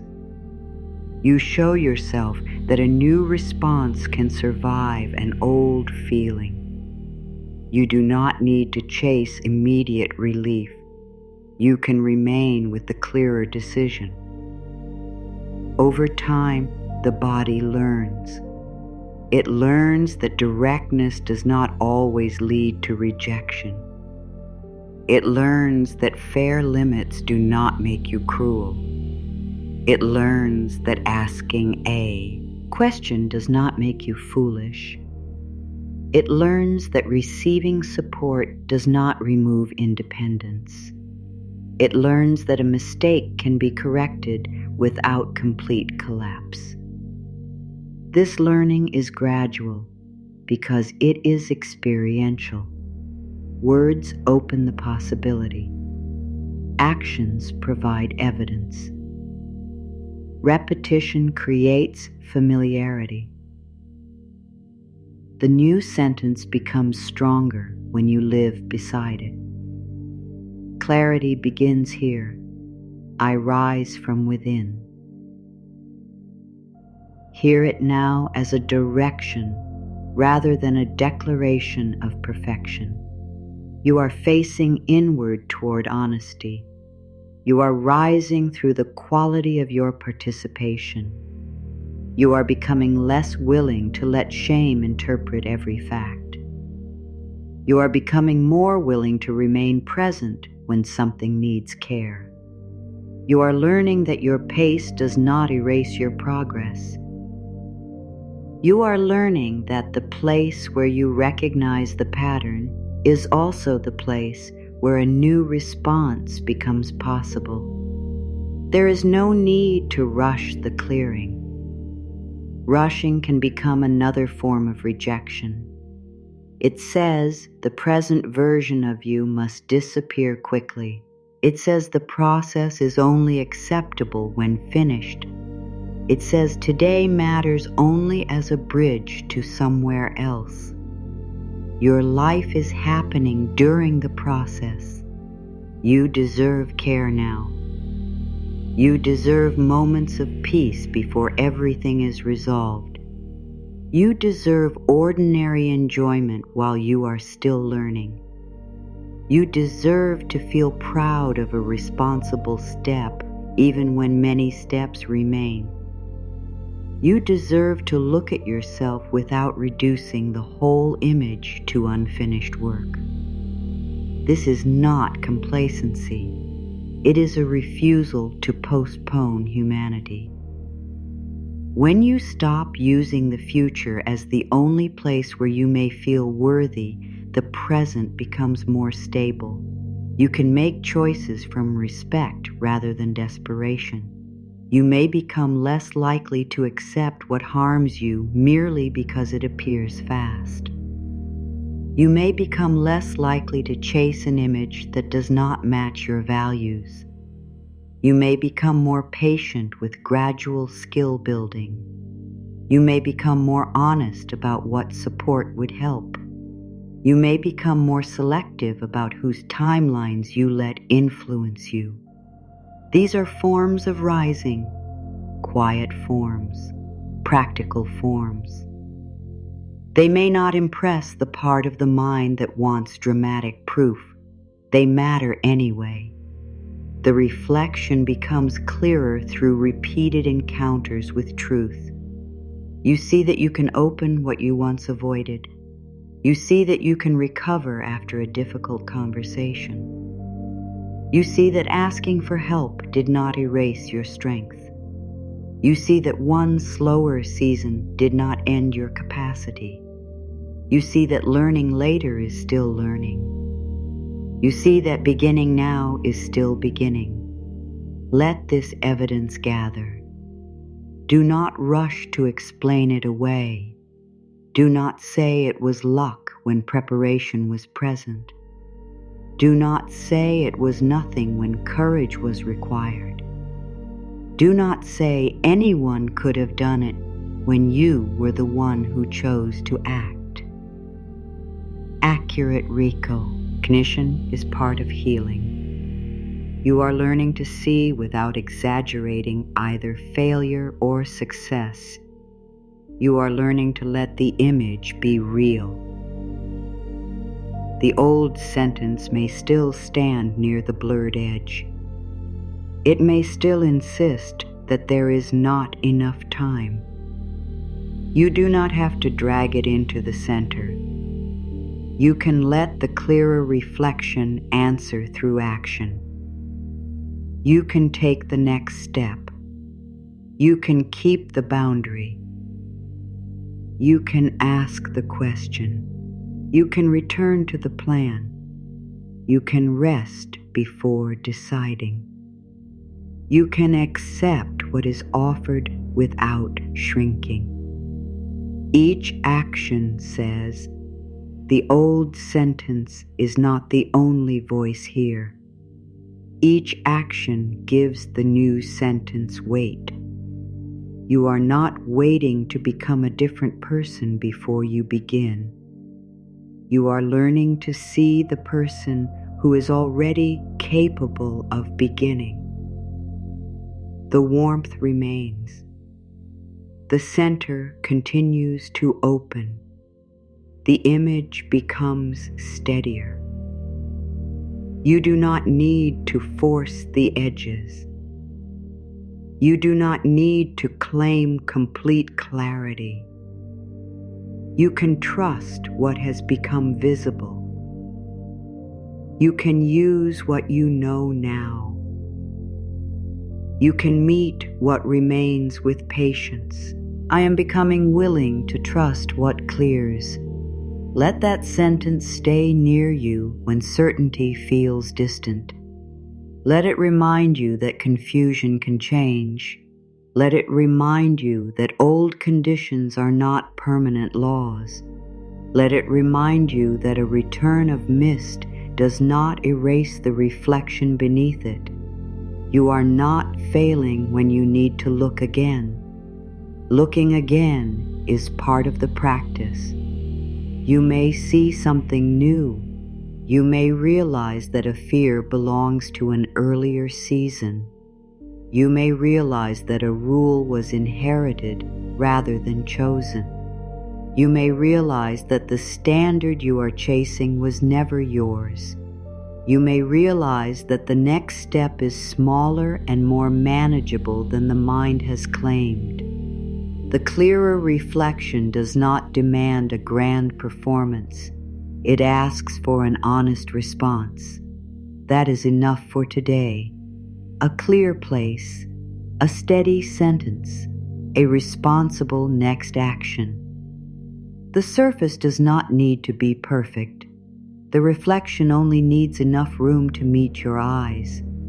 As the reflection clears, you may begin to see where guilt has been standing between you and what is fair. Guilt can appear before anything has even been offered. It may arise when someone values your time. It may arise when you are given support without being asked to suffer for it. It may arise when an opportunity feels easier than the struggle you expected. It may arise when you consider asking for more space, clearer terms, or a better exchange. The old inner rule may say that comfort must be paid for through strain. It may say that anything good must be balanced by sacrifice. It may say that accepting help creates a debt larger than the help itself. It may say that ease is suspicious. These reactions can remain even when your conscious mind understands that fair support is healthy. The center of the reflection may be clear enough to recognize what is offered, while the edges still carry older conditions. You may know that someone is being kind and still feel the urge to repay them immediately. You may know that your work has value and still feel uneasy naming a fair amount. You may know that rest is necessary and still feel guilty when your body is not producing. You may know that a boundary is reasonable and still worry that it makes you selfish. The presence of guilt does not automatically mean you have done something wrong. Sometimes guilt is the old rule reacting to a new choice. It is the feeling that appears when you stop making yourself inexpensive. It is the discomfort that follows when you let an exchange be balanced. It is the residue of a time when approval depended on how little you asked for. You can examine guilt without obeying it. Ask whether harm was done. Ask whether an agreement was broken. Ask whether your choice ignored a real responsibility. If the answer is no, the feeling may belong to an earlier condition rather than the present moment. You may have been taught that virtue means never needing. You may have watched people praise exhaustion as proof of devotion. You may have seen someone give until resentment filled the room, then call the pattern love. You may have learned that the person who asks for the least is the person who deserves the most respect. These lessons can make receiving feel dangerous because receiving places you in view. It acknowledges that you have needs, preferences, limits, and value. To be given something fairly is to let your presence count. That may be unfamiliar. You may be more comfortable giving because giving keeps you in control. When you provide the help, you decide the terms. When you accept help, you must tolerate being seen in a moment of need. Being seen can feel vulnerable. It can awaken the fear that another person will later use the moment against you. It can awaken the fear that support will be withdrawn. It can awaken the fear that you will be judged as incapable. These concerns are not foolish. Some people have experienced help that came with hidden conditions. Some have accepted gifts that later became tools of control. Some have learned through painful experience to ask careful questions. Clarity does not require blind trust. It supports discernment. You can ask what is being offered. You can ask what is expected. You can take time before agreeing. You can decline what does not feel clean. You can accept what is given freely without creating an imaginary punishment afterward. A clear reflection does not tell you to open every door. It helps you see which door is actually present. Fear may treat all offers as identical because it remembers an earlier cost. Discernment looks at this person, this agreement, and this moment. It reads what is written. It asks for clarification. It respects discomfort without letting every discomfort make the decision. You are permitted to, receive with awareness. You are permitted to accept support while keeping your boundaries. You are permitted to be grateful without surrendering your judgment. You are permitted to say yes without promising endless repayment. You are permitted to say no without proving the offer was bad. This balance protects dignity. It lets exchange become human rather than moral. Giving does not make one person superior. Needing does not make another inferior. At different times, each person may stand on either side of support. The relationship remains worthy when the exchange is honest. You may have carried a private rule that says you must be useful at all times. If you are not solving, helping, producing, or comforting, you may question your place. You may become anxious in moments when nothing is required from you. You may search for a task. You may offer more than was requested. You may take responsibility for another person's mood. You may try to earn the right to remain.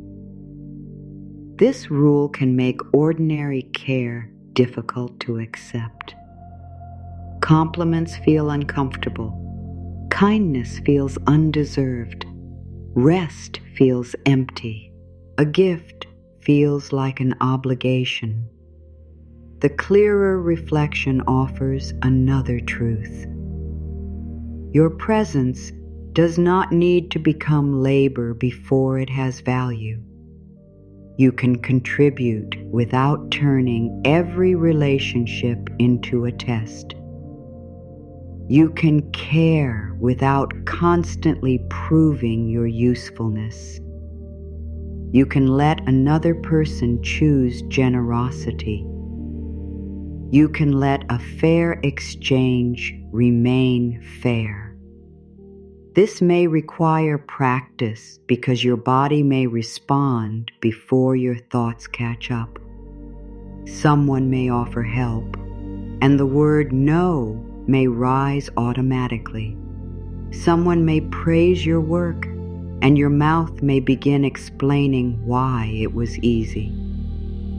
You can slow the moment. You can say, "Thank you."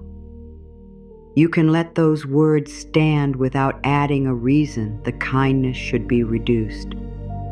You can accept appreciation without arguing against the person who offered it. You can receive a clear compliment without wiping the center of the glass until the image becomes blurred again. Deflecting may once have kept you safe from attention. Now, it may prevent accurate recognition. The reflection does not need to become grander than it is. It only needs to remain visible. If you did thoughtful work, you can acknowledge it. If you kept going through difficulty, you can acknowledge it. If you learned something that once frightened you, you can acknowledge it. If you handled a choice with more care, you can acknowledge it. Recognition is not arrogance. It is part of seeing clearly. You may also feel guilt when your circumstances improve while someone you care about is struggling. You may reduce your own joy because happiness seems disloyal. You may hide progress to avoid creating distance. You may believe that remaining worried proves love. Love does not require you to keep the glass clouded. Your suffering does not automatically reduce another person's suffering. Your refusal to enjoy a stable moment does not create stability for someone else. You can care deeply and remain available to your own life. You can offer practical support where it is appropriate. You can listen. You can share information. You can show up. You can also protect your own limits. Compassion without limits can become depletion. Depletion can become resentment. Resentment can cloud what began as care. A sustainable form of generosity respects the whole reflection. It includes you. This may mean choosing what you can give without creating harm in your own responsibilities. It may mean saying, I can help with this part, but not all of it. It may mean offering time rather than resources. It may mean pointing someone toward qualified support instead of trying to become their only solution. You do not need to rescue every person in order to be loving. You do not need to carry what another adult must learn to carry. You do not need to disappear so someone else can remain comfortable. Boundaries do not remove warmth. They keep the surface from being covered again by resentment, confusion, and unspoken expectations. A clear boundary can sound simple. It can say what you can do. It can say what you cannot do. It can say when you need more information. It can say when the agreement must change. It does not require a long defense. You may feel tempted to explain until the other person approves. This turns the boundary into a request for permission. A boundary is not a demand that everyone agree with you. It is a statement of how you will participate. Another person may feel disappointed. Their disappointment does not automatically mean the boundary is wrong. They may need time to adjust to a version of you that does not immediately surrender. You may need time too. The old reflection may have shown you as the person who never refuses, never needs, and never asks for a clearer exchange. When that image changes, relationships built around the earlier pattern may react. Some will adapt. Some will become healthier. Some may reveal that your overgiving was the part they valued most. Clarity can be painful when it shows you what an arrangement depended upon. Do not rush to cloud the glass again merely because the truth is uncomfortable. Look with care. Ask whether the relationship has room for mutual respect. Ask whether your needs can be spoken without punishment. Ask whether support moves in more than one direction over time. Ask whether you are valued as a person or mainly as a resource. The answers may not be immediate. Patterns become visible through repeated moments. Let what becomes clear remain clear. You do not have to create a dramatic conclusion from one disappointment. You also do not have to ignore what repeats. Warmth does not mean denial. Patience does not mean endless tolerance. A reflection grows trustworthy when you stop changing it to preserve someone else's comfort. This same honesty matters in work. You may feel grateful for an opportunity and still need clear expectations. You may appreciate a client, employer, or collaborator and still ask what is included. You may care about quality and still protect the time required to provide it. You may want to be helpful and still charge for work outside the original agreement. Fair exchange supports good work. Confusion drains it.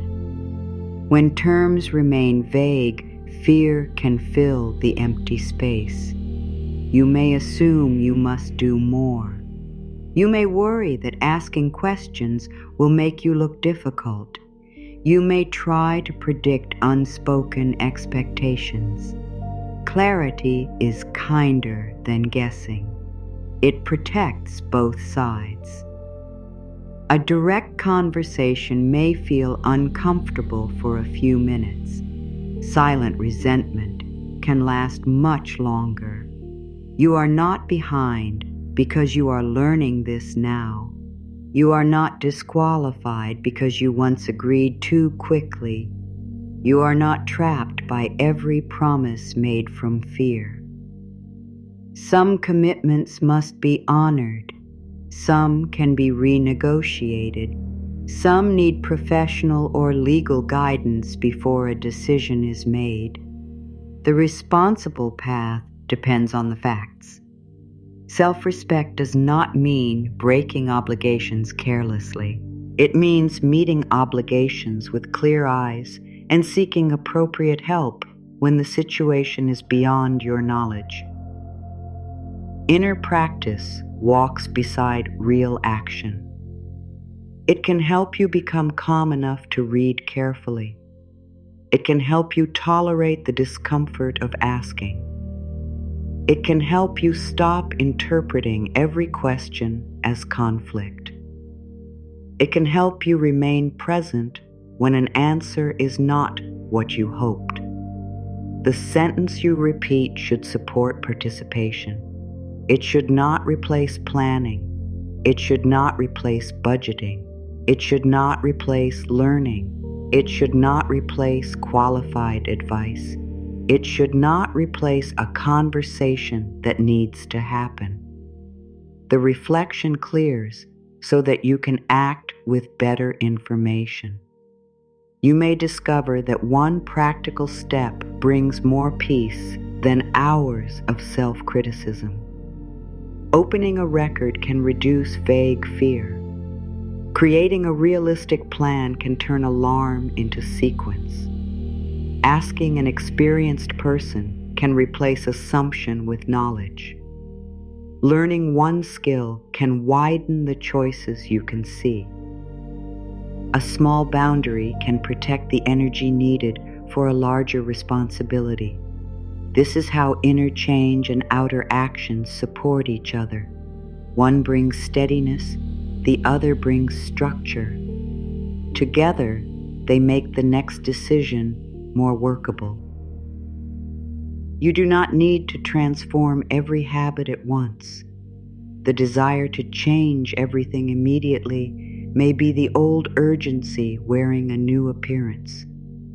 It may say, now that you understand the pattern, repair your whole life today. That is still pressure. Choose what is most important. Choose what is realistic. Choose what can be repeated. A clear center is more useful than a rushed attempt to wipe the whole surface at once. One area may need attention first. It may be the way you speak about your work. It may be the way you respond when someone offers help. It may be the wilt that follows ordinary care. It may be the habit of postponing every pleasure. It may be the fear that appears when you review practical details. You can begin there. Make the beginning specific. Instead of promising that you will never understate yourself again, decide to state your amount clearly in the next conversation. Instead of promising that you will never feel guilty for rest, decide not to insult yourself during the next period of rest.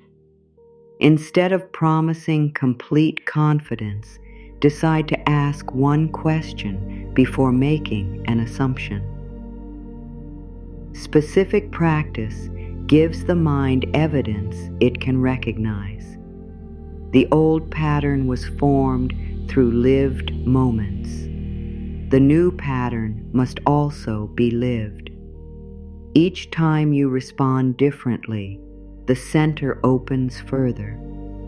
Each time you stay with a fair boundary, the reflection steadies. Each time you accept appreciation without deflection, another part becomes visible. Each time you take practical action without self-attack, your mind learns that responsibility and dignity can exist together. There may be days when this feels natural. There may be days when the surface clouds quickly. You are not starting over each time. The glass remembers clearing. You remember what helped. You know that the image remains beneath the temporary layer. This knowledge can keep you from making a clouded moment into a permanent identity. If these words reach the part of you that has been trying to see itself more clearly, leave a sunrise emoji. Let that small sign mark recognition, not a promise. You are recognizing that guilt has been influencing more than generosity. It has influenced rest. It has influenced boundaries. It has influenced the way you describe your work. It has influenced how much support you accept. It has influenced whether an ordinary good moment is permitted to remain good. Recognition is enough for this moment. You do not need to perform a transformation for anyone. Let the insight become practical in private. The next time someone offers a fair compliment, let thank you be complete. The next time you need more information, ask before agreeing. The next time guilt appears after a necessary choice, examine whether harm was actually done. The next time you want to solve everything for someone else, ask what truly belongs to you. The next time the old rule says that ease is suspicious, look at the facts of the present exchange. You are learning to distinguish receiving from taking. Taking ignores fairness. Receiving can honor it. Taking disregards another person's freedom. Receiving can respect their choice. Taking refuses responsibility. Receiving can stand beside responsibility. You can accept what is freely and fairly offered without turning yourself into a debt. You can welcome support and continue taking your own steps. You can appreciate kindness without making the giver responsible for your whole path. You can let exchange Rima in clean. This is part of adult dignity. You are neither a helpless reflection waiting for someone else to define you, nor a solitary person who must never need anyone. You are capable of relationship. You are capable of exchange. You are capable of giving and accepting. You are capable of asking clear questions. You are capable of leaving an arrangement that repeatedly depends on your self-erasure, while seeking proper guidance where obligations are complex. The clearer image holds both independence and connection. It does not force you to choose one forever. There are moments to stand alone. There are moments to accept a steady hand. There are moments to share what you know. There are moments to admit what you do not. Wisdom is not a fixed pose. It is the ability to respond to what is actually present. You may have mistaken rigidity for strength. Never need, never ask, never change the plan. Never let anyone see uncertainty. These rules can make the reflection appear firm while hiding fear beneath the surface. True steadiness is more flexible. It can adapt without losing its center. It can hear new information. It can change a decision when facts change. It can apologize without collapsing. It can accept appreciation without becoming dependent on it. It can endure another person's disappointment without immediately abandoning itself. This steadiness grows through practice. You will not always respond perfectly. You may agree too quickly and realize it later. You may deflect a compliment before you remember. You may feel guilt and act from it. Do not use the imperfect moment as proof that the old rule still owns you. Return. Clarify. Correct what can be corrected. Learn what the moment revealed. The reflection can clear again. Repair is part of trust. When you show yourself that you can return after an old response, you become less afraid of making mistakes. You stop demanding flawless behavior before action. You become more willing to participate. This willingness can create calmer courage. You speak sooner. You ask more clearly. You prepare without hiding. You review without attacking. You let the answer inform the next choice. Nothing here guarantees that every request will be accepted or every boundary welcomed. Some people will say no. Some opportunities will not fit. Some conversations will remain difficult. The new inner sentence does not control these outcomes.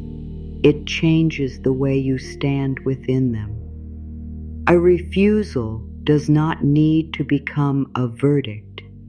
A delay does not need to erase your direction. A mistake does not need to cover the entire glass. You can feel disappointment and still remain visible to yourself. You can grieve what did not work. You can gather what it taught. You can return to the center. This return is one of the most important forms of self-trust.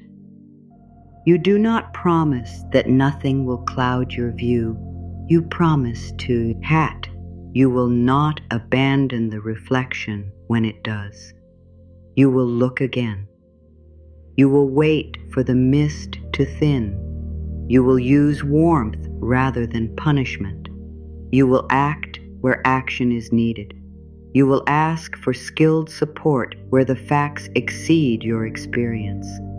You will not confuse independence with isolation.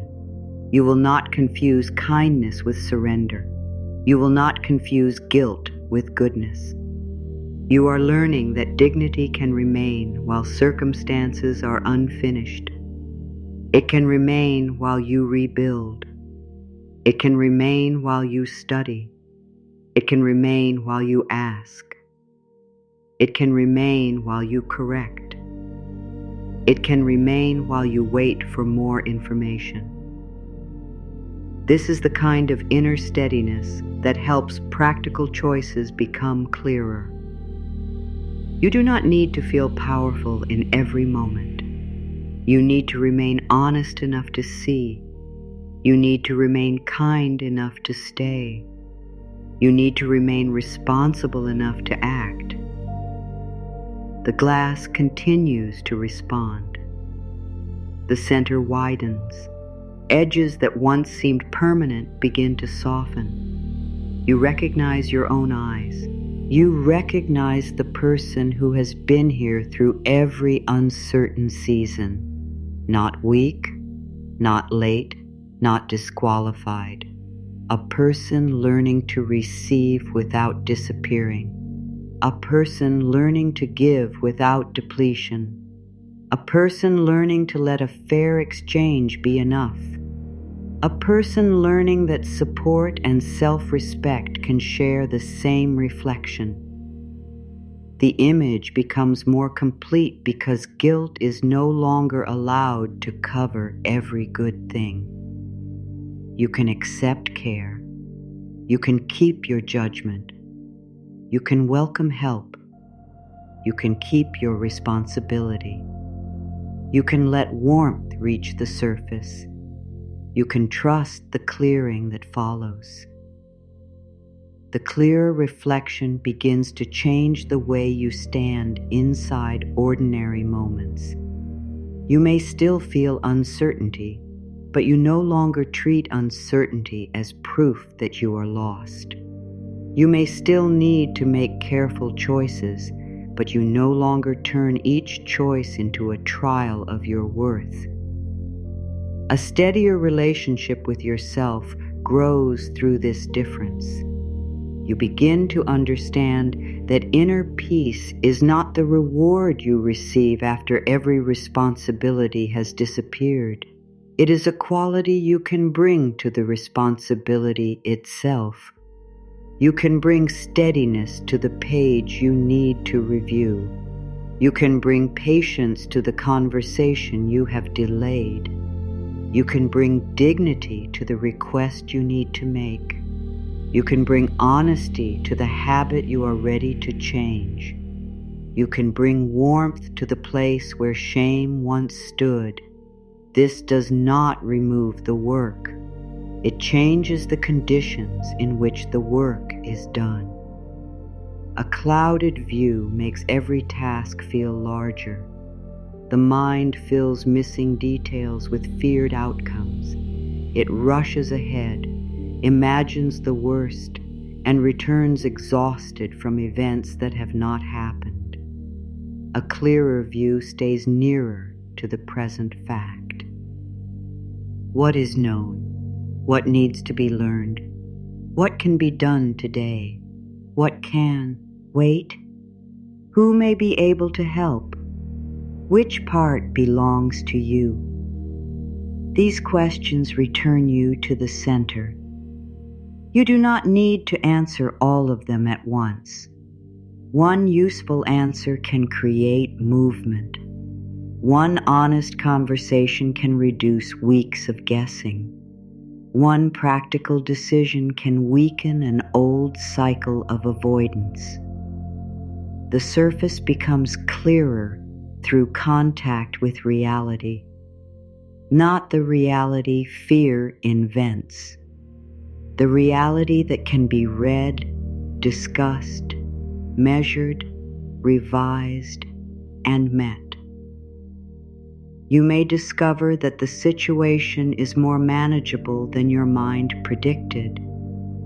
You may discover that it needs more serious attention than you hoped. Either discovery is useful when you refuse to use it against yourself. Clarity is not always comforting. It is still kind. It gives you something real to work with. You may see that a habit must change. You may see that a boundary is overdue. You may see that a goal needs a longer path. You may see that outside guidance would protect you from guessing. You may see that the standard you were chasing was never realistic. An accurate reflection does not promise that every answer will please you. It promises that you no longer need to punish yourself with distortion. You can face a difficult truth and remain on your own side. This is not denial. It is mature loyalty. It is the decision not to abandon yourself in the very moment when support is most needed. For a long time, you may have believed that disappointment required punishment. If something went wrong, you reviewed every earlier decision as evidence that you should have known.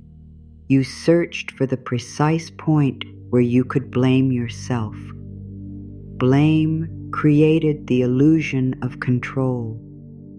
If everything was your fault, then perhaps everything could have been prevented. Life is not that simple. You make choices with limited information. Other people make choices too. Conditions change. Plans meet events they could not predict. A responsible life still contains uncertainty. You can examine your part without claiming every cause. You can repair what belongs to you without carrying what does not. You can learn from hindsight without pretending hindsight was available at the beginning. The reflection clears when responsibility becomes proportionate. You see your part. You see the larger conditions. You see what can be corrected. You see what must be accepted. You see where support is appropriate. This wider image protects you from two extremes. It prevents you from denying your agency. It also prevents you from treating yourself as the cause of everything. Your power is real and limited. You can choose your response. You can build skill. You can gather information. You can communicate more clearly. You can leave some situations. You can seek help in others. You cannot control every answer, every person, every delay, or every event. A peaceful life is not built by pretending that those limits do not exist. It is built by using your influence where it is real and releasing the demand to control what is not yours. The old pattern may interpret release as defeat. Release is often accuracy. It is the moment you stop pressing your hands against the glass as though force alone can make the whole image appear. You step back. You let the warmth do its work. You attend to what you can reach. You wait where waiting is necessary. You act where action is possible. This is steadiness. It does not look dramatic. It can change the shape of a day.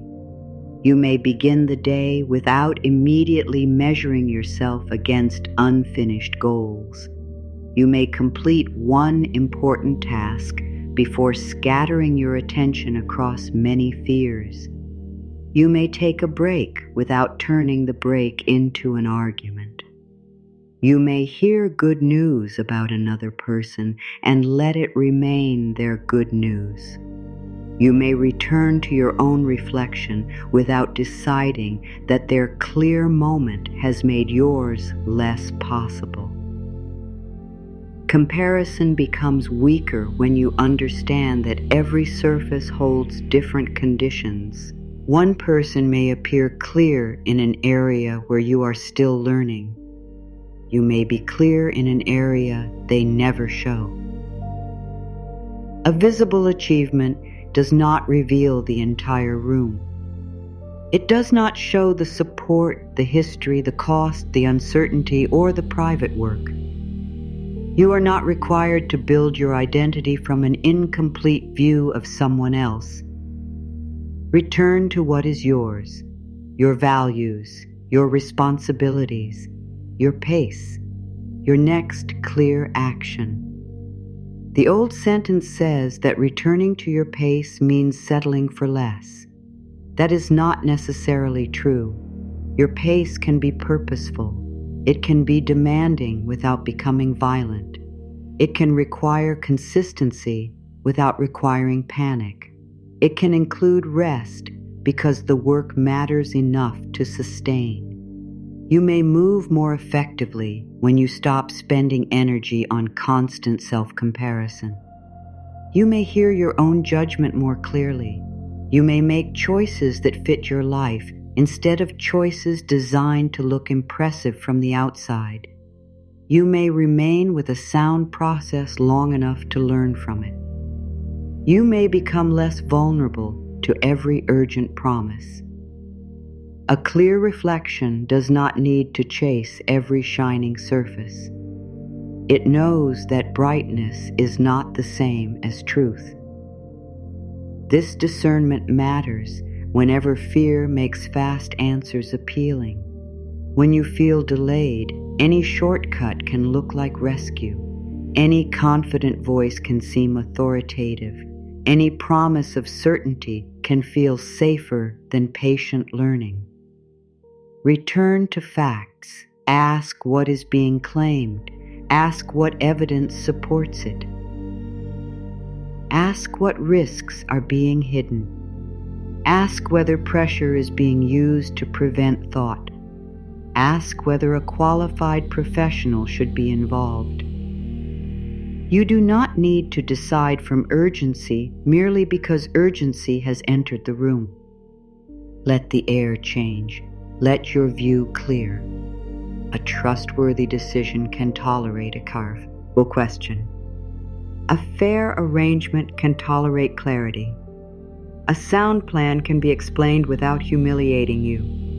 You are rebuilding confidence through discernment, not through blind optimism. This confidence may feel quieter than the confidence you once imagined. It may not arrive as certainty. It may sound like, I can learn what I need. I can ask before I agree. I can wait before I react. I can correct an error. I can survive another person's disappointment. I can remain worthy while the answer is uncertain. Quiet confidence stays close to reality. It does not need to announce itself. It becomes visible in posture, timing, and choice. You stop filling silence with apologies. You stop offering more before the agreement is clear. You stop dismissing your own concern because someone else appears certain. You stop making permanent conclusions from temporary fear. You let your words become fewer and more accurate. This is one reason the new sentence belongs near the center. Clarity begins here. I rise from within. It is not asking you to perform strength. It is reminding you where honest participation starts. Here, in this breath, in this room, in this choice, at this stage, with what you know, with what you are still learning. You rise from within when you refuse to let shame speak for your entire life. You rise from within when you seek useful support rather than hiding. You rise from within when you keep a boundary that protects your capacity. You rise from within when you let a slow process remain honorable. You rise from within when you look again after the surface clouds. The rise is not an escape from the reflection. It is a return to it. You meet your own eyes without demanding that they prove anything. You see tiredness and offer rest. You see concern and seek information. You see regret and make a repair. You see hope and stop mocking it. You see readiness and take the next step. This is how the image becomes trustworthy. You stop altering it according to the mood of the day. A difficult morning does not make you incapable. A confident afternoon does not make you invulnerable. A mistake does not erase your learning. A success does not remove the need for care. You let each moment be what it is without turning it into a total identity. The reflection gains depth. You are not only the part that worries. You are also the part that responds. You are not only the part that delayed. You are also the part that begins. You are not only the part that was hurt. You are also the part that learned to recognize harm. You are not only the part that once accepted too little. You are also the part that now understands fair exchange. The whole image matters. The old sentence selected only the evidence that kept you small. You are restoring what was omitted. Your courage, your adaptability, your patience, your discernment, your capacity to repair, your willingness to learn, your ability to remain kind without becoming invisible. Let these qualities become visible without turning them into another demand. You do not have to be courageous every hour. You do not have to respond perfectly every time. You do not have to carry every lesson without fatigue. These capacities belong to you even when they need rest. The mirror remains a mirror when the room is empty. Your strength remains part of you when it is not being displayed. There is no need to prove it through endless strain. You can stop creating hardship merely to feel deserving of relief. You can stop distrusting what arrives through preparation, connection, and steady effort. You can stop assuming that every open path contains a hidden punishment. Some things can be straightforward. Some support can be sincere. Some exchanges can be balanced. Some moments can be enjoyed without being followed by guilt. Let a good moment remain good. This may be one of the most unfamiliar practices. The mind trained for danger may search for what will ruin the moment. It may rehearse future loss while present stability is still here. It may think that worry will soften disappointment. Worry does not guarantee readiness. It often prevents presence. You can prepare where preparation is useful. Then you can let the present hour exist. You can enjoy the warmth of a safe room. You can appreciate food that nourishes you. You can value a conversation that feels honest.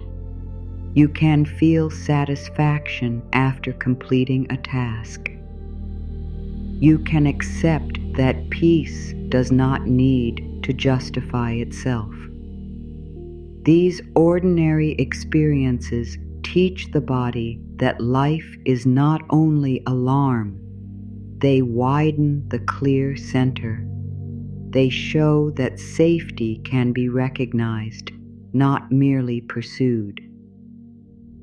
A person who cannot recognize any safe moment will continue running even after reaching one. You are learning recognition. This is enough for now. This is stable enough for today. This choice is informed enough to make. This support is safe enough to accept. This boundary is clear enough to keep. The words "enough for now" do not close the future. They end the demand that the present become perfect before it can be used. You may revise later. You may learn more. You may make another choice. You are not signing away your right to adapt. You are giving yourself permission to participate without complete certainty. The fogged surface once made every outline seem final because you could not see beyond it. As the center opens, you understand that perception changes. What looked like a wall may be an edge. What looked like failure may be unfinished learning. What looked like lateness may be a path shaped by recovery. What looked like weakness may be sensitivity without support.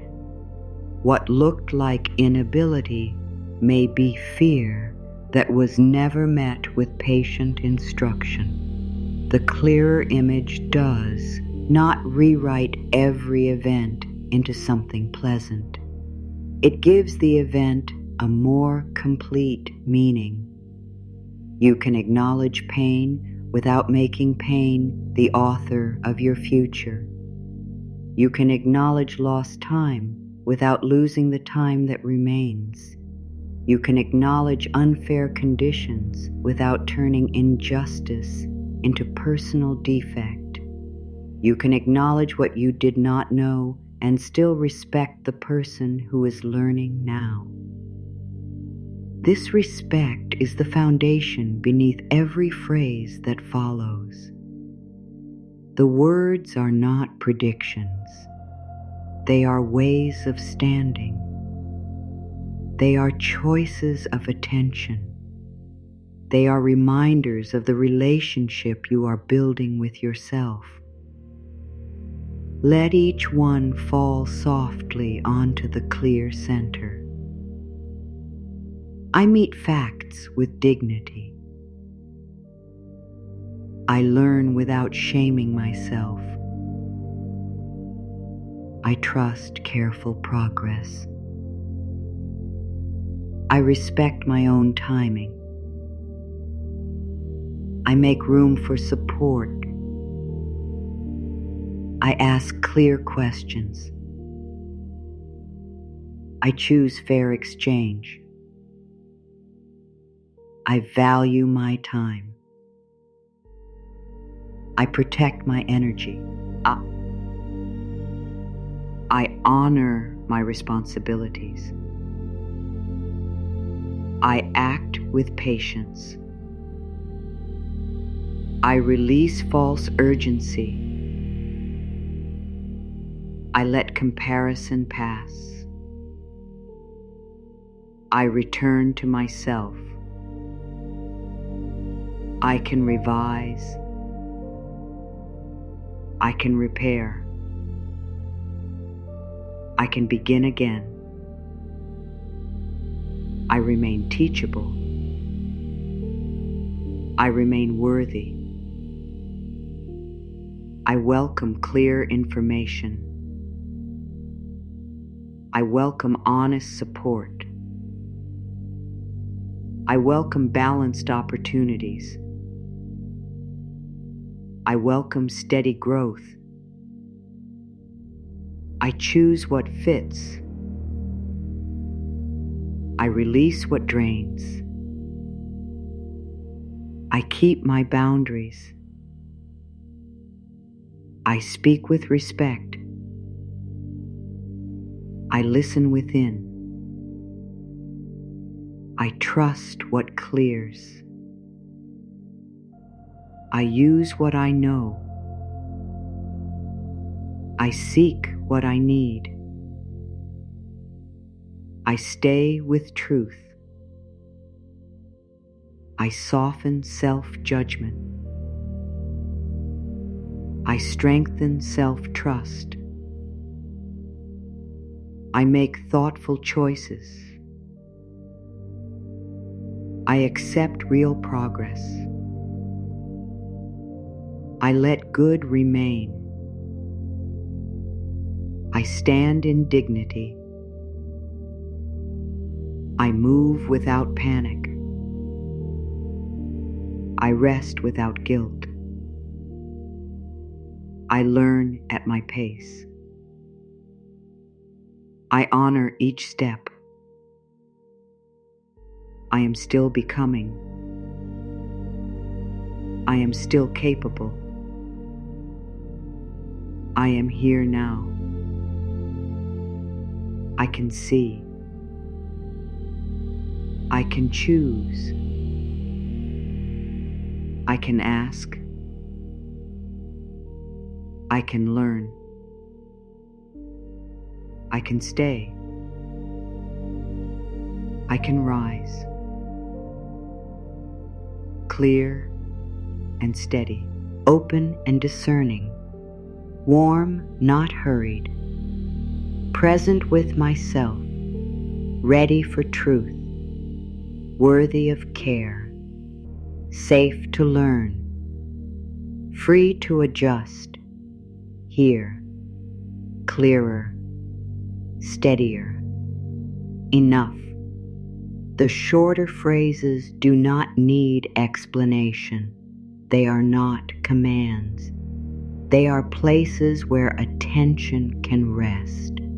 A clear word, a steady image, a small opening in what once felt completely obscured.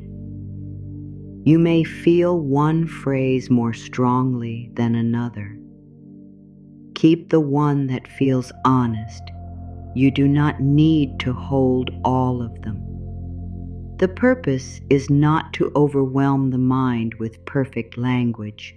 It is to help one true sentence remain visible long enough to influence the next moment. Perhaps the sentence is, I meet facts with dignity. Perhaps it is, I release false urgency. Perhaps it is, I trust what clears. Let the phrase become practical. I meet facts with dignity may mean opening a document without insulting yourself. I release false urgency may mean waiting before answering. I trust what clears may mean acknowledging evidence of your progress. A phrase becomes useful when it guides behavior. Without behavior, it remains an idea. Without a respectful inner voice, behavior may become punishment. You are joining them. A clear sentence, a grounded action, a patient review. This is enough to create a different pattern. The old sentence was not formed in one day. It does not need to be replaced in one day. You are changing your relationship with it each time you refuse to treat it as the only truth. It may appear tomorrow. You can answer differently. It may appear during a difficult conversation. You can slow down. It may appear when someone else advances. You can return to your own path. It may appear when an unexpected need arises. You can gather facts before creating a verdict. The old sentence may remain familiar for a while. The new response can become familiar too. Repeated dignity becomes a condition. Repeated honesty becomes a condition. Repeated boundaries become a condition. Repeated support becomes a condition. The glass responds to the environment around it. Your inner view responds to what you practice around it. You are creating a warmer environment, not one without responsibility, one without constant cruelty, not one without challenge, one with room to recover, not one without limits, one where limits do not erase possibility. This environment helps the clearer reflection remain visible longer. It also helps you return more quickly when the surface clouds. You remember that you have seen yourself accurately before. You remember that panic was not the only possible response. You remember that a question helped. You remember that support existed. You remember that the feeling passed. Memory becomes an ally rather than a courtroom. You can recall your own capacity. You can recall the times you adjusted. You can recall the moments when waiting produced a better answer. You can recall the boundaries that protected something important. You can recall that you have faced difficult facts before. The old pattern may have stored only danger. You are adding records of steadiness, not imagined records, lived ones. You asked, you learned, you stayed, you changed course, you repaired, you continued. These records matter. They become part of the image you recognize. You are no longer looking at yourself only through what frightened you. You are seeing the person who responded, the person who remained, the person who became clearer without becoming harder. Let that image settle. No performance is required. No final proof is needed. The center is open enough for today. The reflection is present. You are present with it. The clearer image does not ask you to become someone else. It asks you to stop leaving yourself whenever fear returns. There will be moments when the old sentence appears with surprising strength. It may arrive after a difficult message, an unexpected obligation, a delayed answer, or a choice that does not unfold as planned. For a moment, the surface may cloud again. You may feel the familiar rush.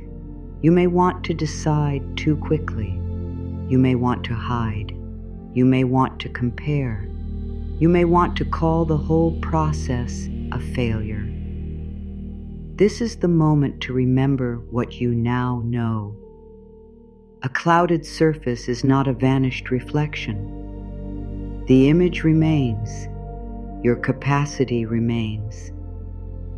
The clearer response remains available, even when it takes time to reach. You can stop before turning one feeling into a final conclusion. You can place the facts beside the fear. You can ask what is actually required. You can decide whether the matter needs action, information, rest, or qualified support. You can let the answer be specific. Specific answers calm what vague alarm enlarges. This bill needs a plan. This conversation needs preparation. This commitment needs review. This choice needs more information. This feeling needs time before a decision. The whole future does not need to be solved in order for one part to be met. You are learning to stay near what is real. That is where steadiness grows. The clearer reflection lets you see that urgency has often been added to events that were already difficult enough. The event needed your attention. The old sentence added a judgment about who you were because it happened. Now you can separate them. The situation is one thing. Your worth is another. The lesson is one thing. Your identity is another. The delay is one thing. Your future is another. This separation gives you room to act. It keeps one hard moment from spreading across the entire surface. You may still need patience with yourself. There may be days when you understand all of this and do not live it perfectly. You may recognize the old response only after it has already shaped the moment. Return without drama. Acknowledge what happened. Repair what can be repaired. Choose again. You do not need to create another layer of shame over the fact that shame appeared. You are practicing a different way of meeting yourself. Practice includes return. A person learning to see clearly will sometimes mistake an old outline for the whole image. The mistake does not erase the learning that came before it. You look again. You let the center open. You ask what the blur has hidden. It may have hidden evidence of preparation. It may have hidden the support already available.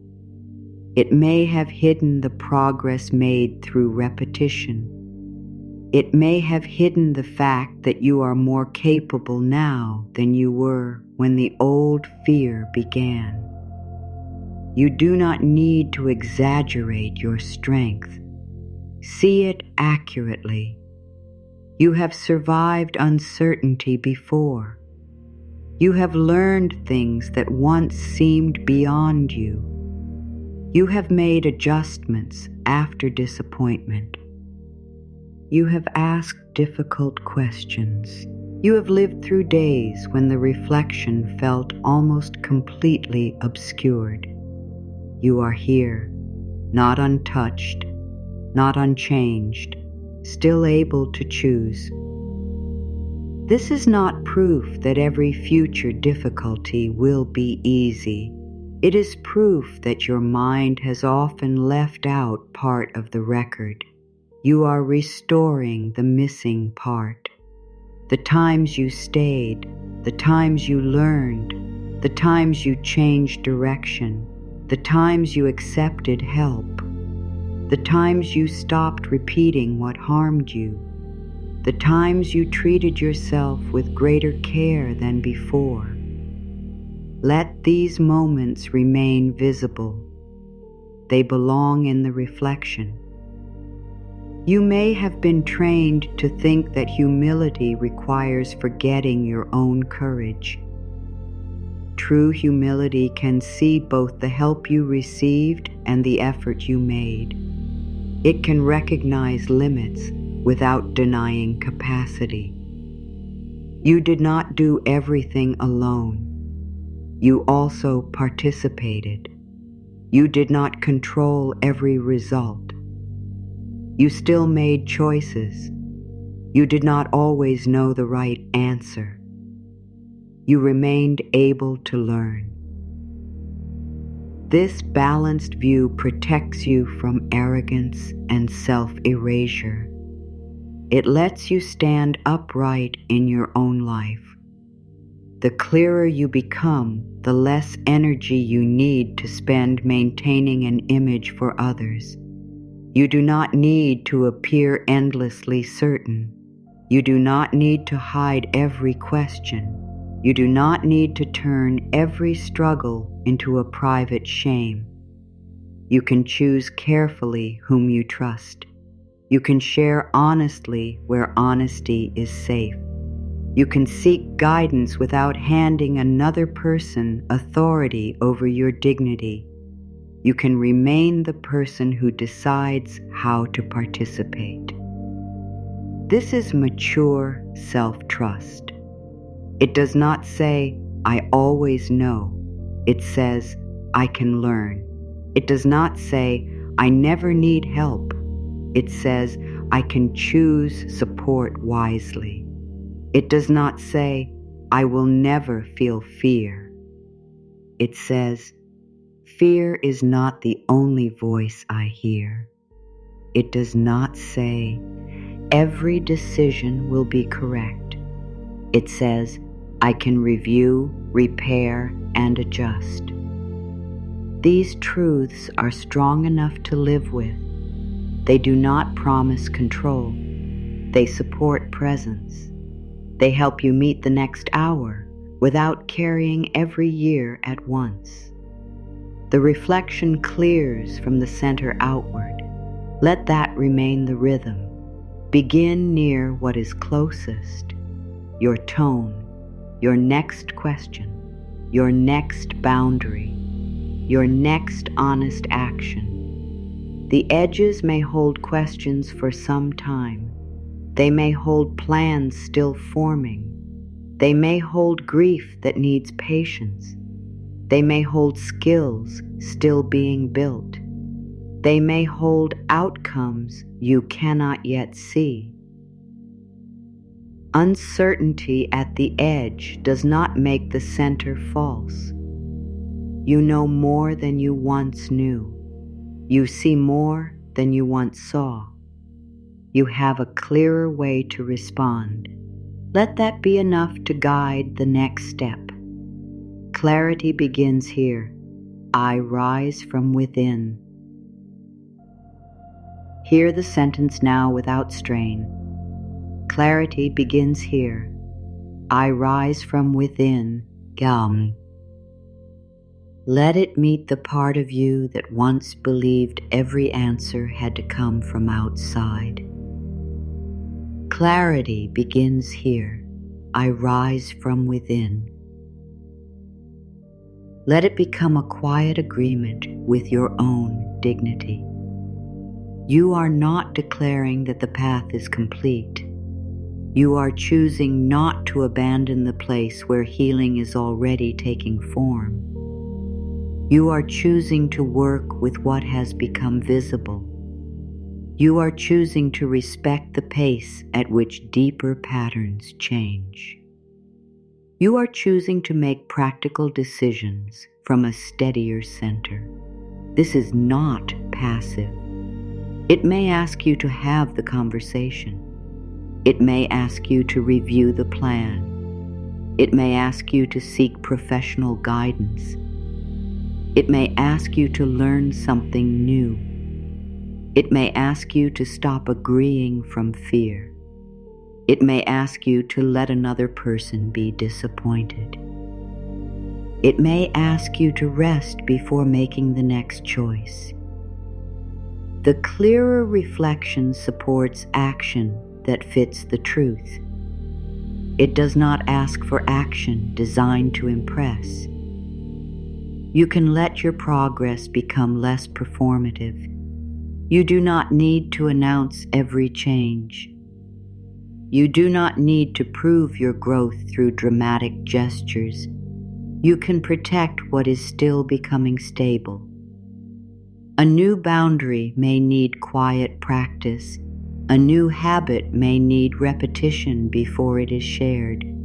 A new plan may need room to develop without outside pressure. Private progress is still progress. The reflection does not become more real because a crowd sees it. Your own honest recognition matters. There may be a tender moment when you realize how often you mistook self-rejection for ambition. You may see how many goals were built around escaping the person you believed yourself to be. Let that understanding soften you. A goal rooted in rejection may keep changing its finish line because no achievement can permanently heal the assumption that you are unacceptable now. You are learning to build from another place. You can want change without despising the present. You can want greater stability without calling your current self a failure. You can want new opportunities without treating your life as empty. You can want to grow while remaining worthy of care today. This foundation changes the experience of effort. Effort becomes participation rather than punishment. Learning becomes expansion rather than proof of deficiency. Planning becomes support rather than control. Rest becomes part of sustainability rather than evidence of weakness.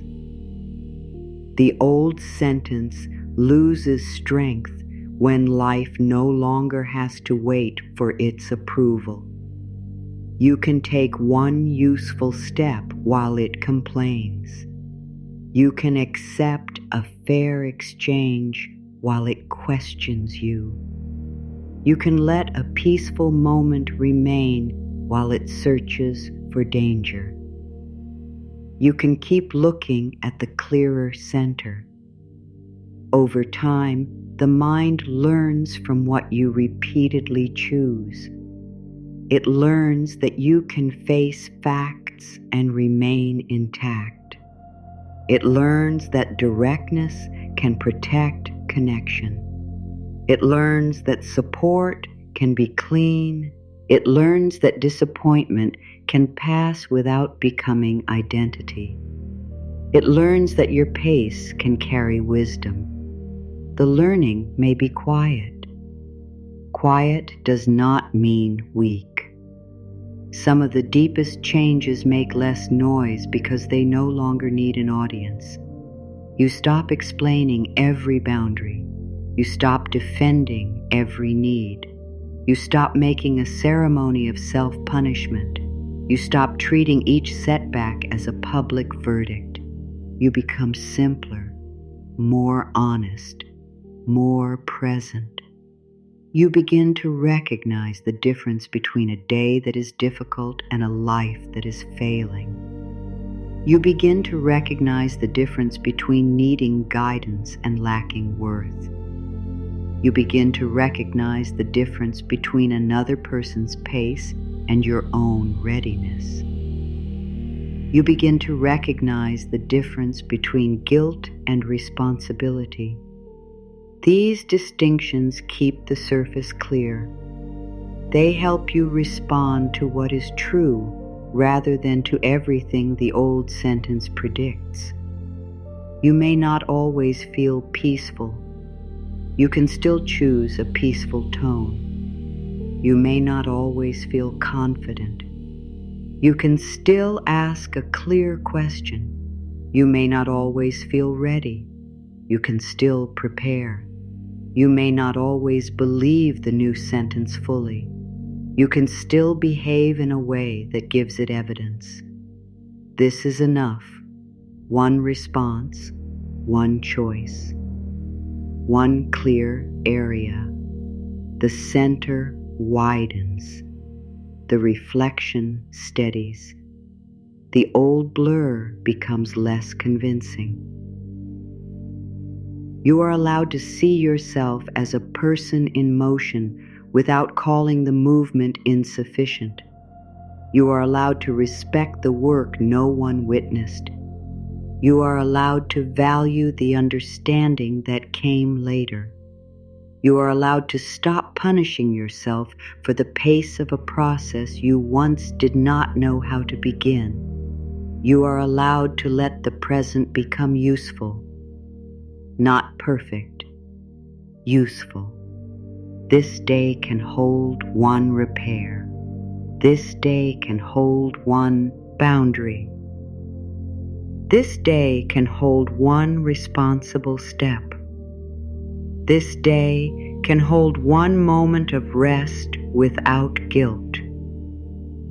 This day can hold one clear sentence.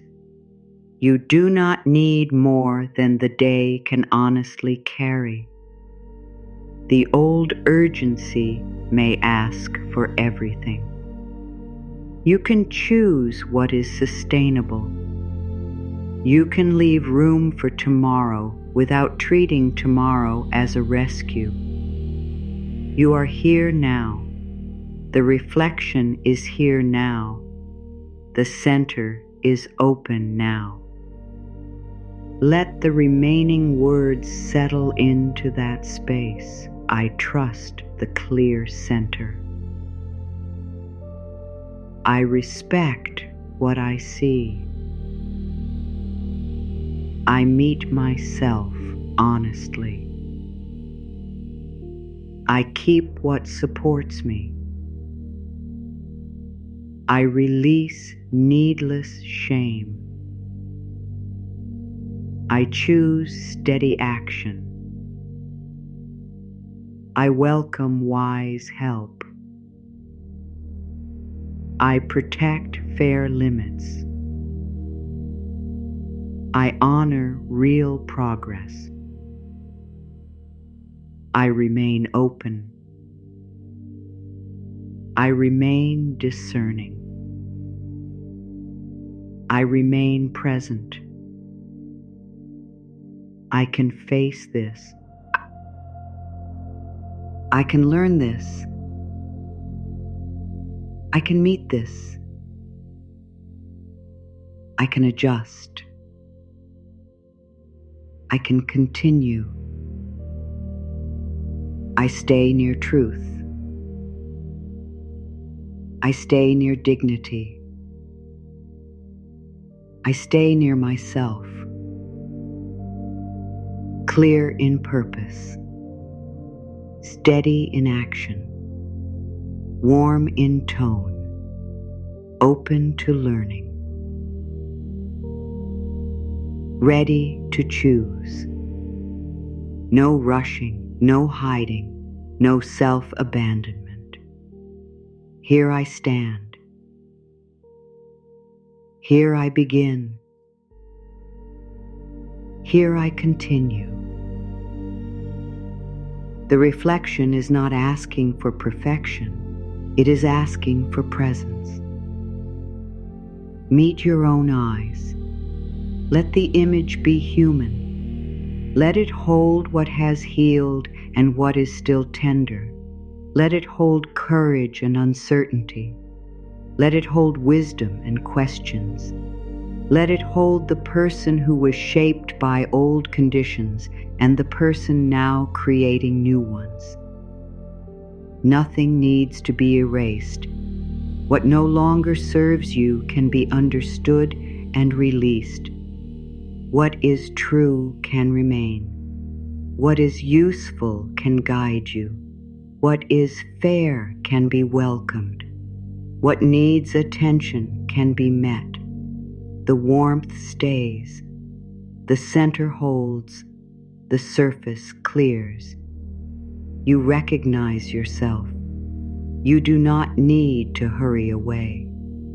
You do not need to become more impressive. You do not need to prove that the old sentence was wrong through a perfect life. You only need to stop letting it speak without an answer. Your answer is the way you live now, the question you ask, the boundary you keep, the help you accept, the plan you follow, the care you offer yourself while learning. These actions become the clearer reflection. They become the record your mind can trust. They become evidence that a slower path can still be a wise one. The day remains open before you. Carry no verdict into it. Carry one steady sentence. Carry one hon, as next step. Carry the image of the center clearing from within. The remaining edges will respond in their time. You do not need to stand over them with force. You can live from what is clear. You can return when the surface changes. You can remain warm without becoming unguarded. You can remain patient without becoming passive. You can remain open without surrendering judgment. This is your vow now. I keep the center clear with warmth. Let it guide your tone. Let it guide your pace. Let it guide the way you return after fear. You are not promising a life without mist. You are promising not to confuse mist with the whole truth. You are not promising that every answer will arrive quickly. You are promising to meet each answer without abandoning dignity. You are not promising that every path will remain open. You are promising to recognize the path that is yours to take. The reflection is steady enough. The next step is near enough. You are present enough. Stand with what has cleared. Move with what is true. Let the day meet the person you can now see. Keep rising. Life is with you. The image is yours again.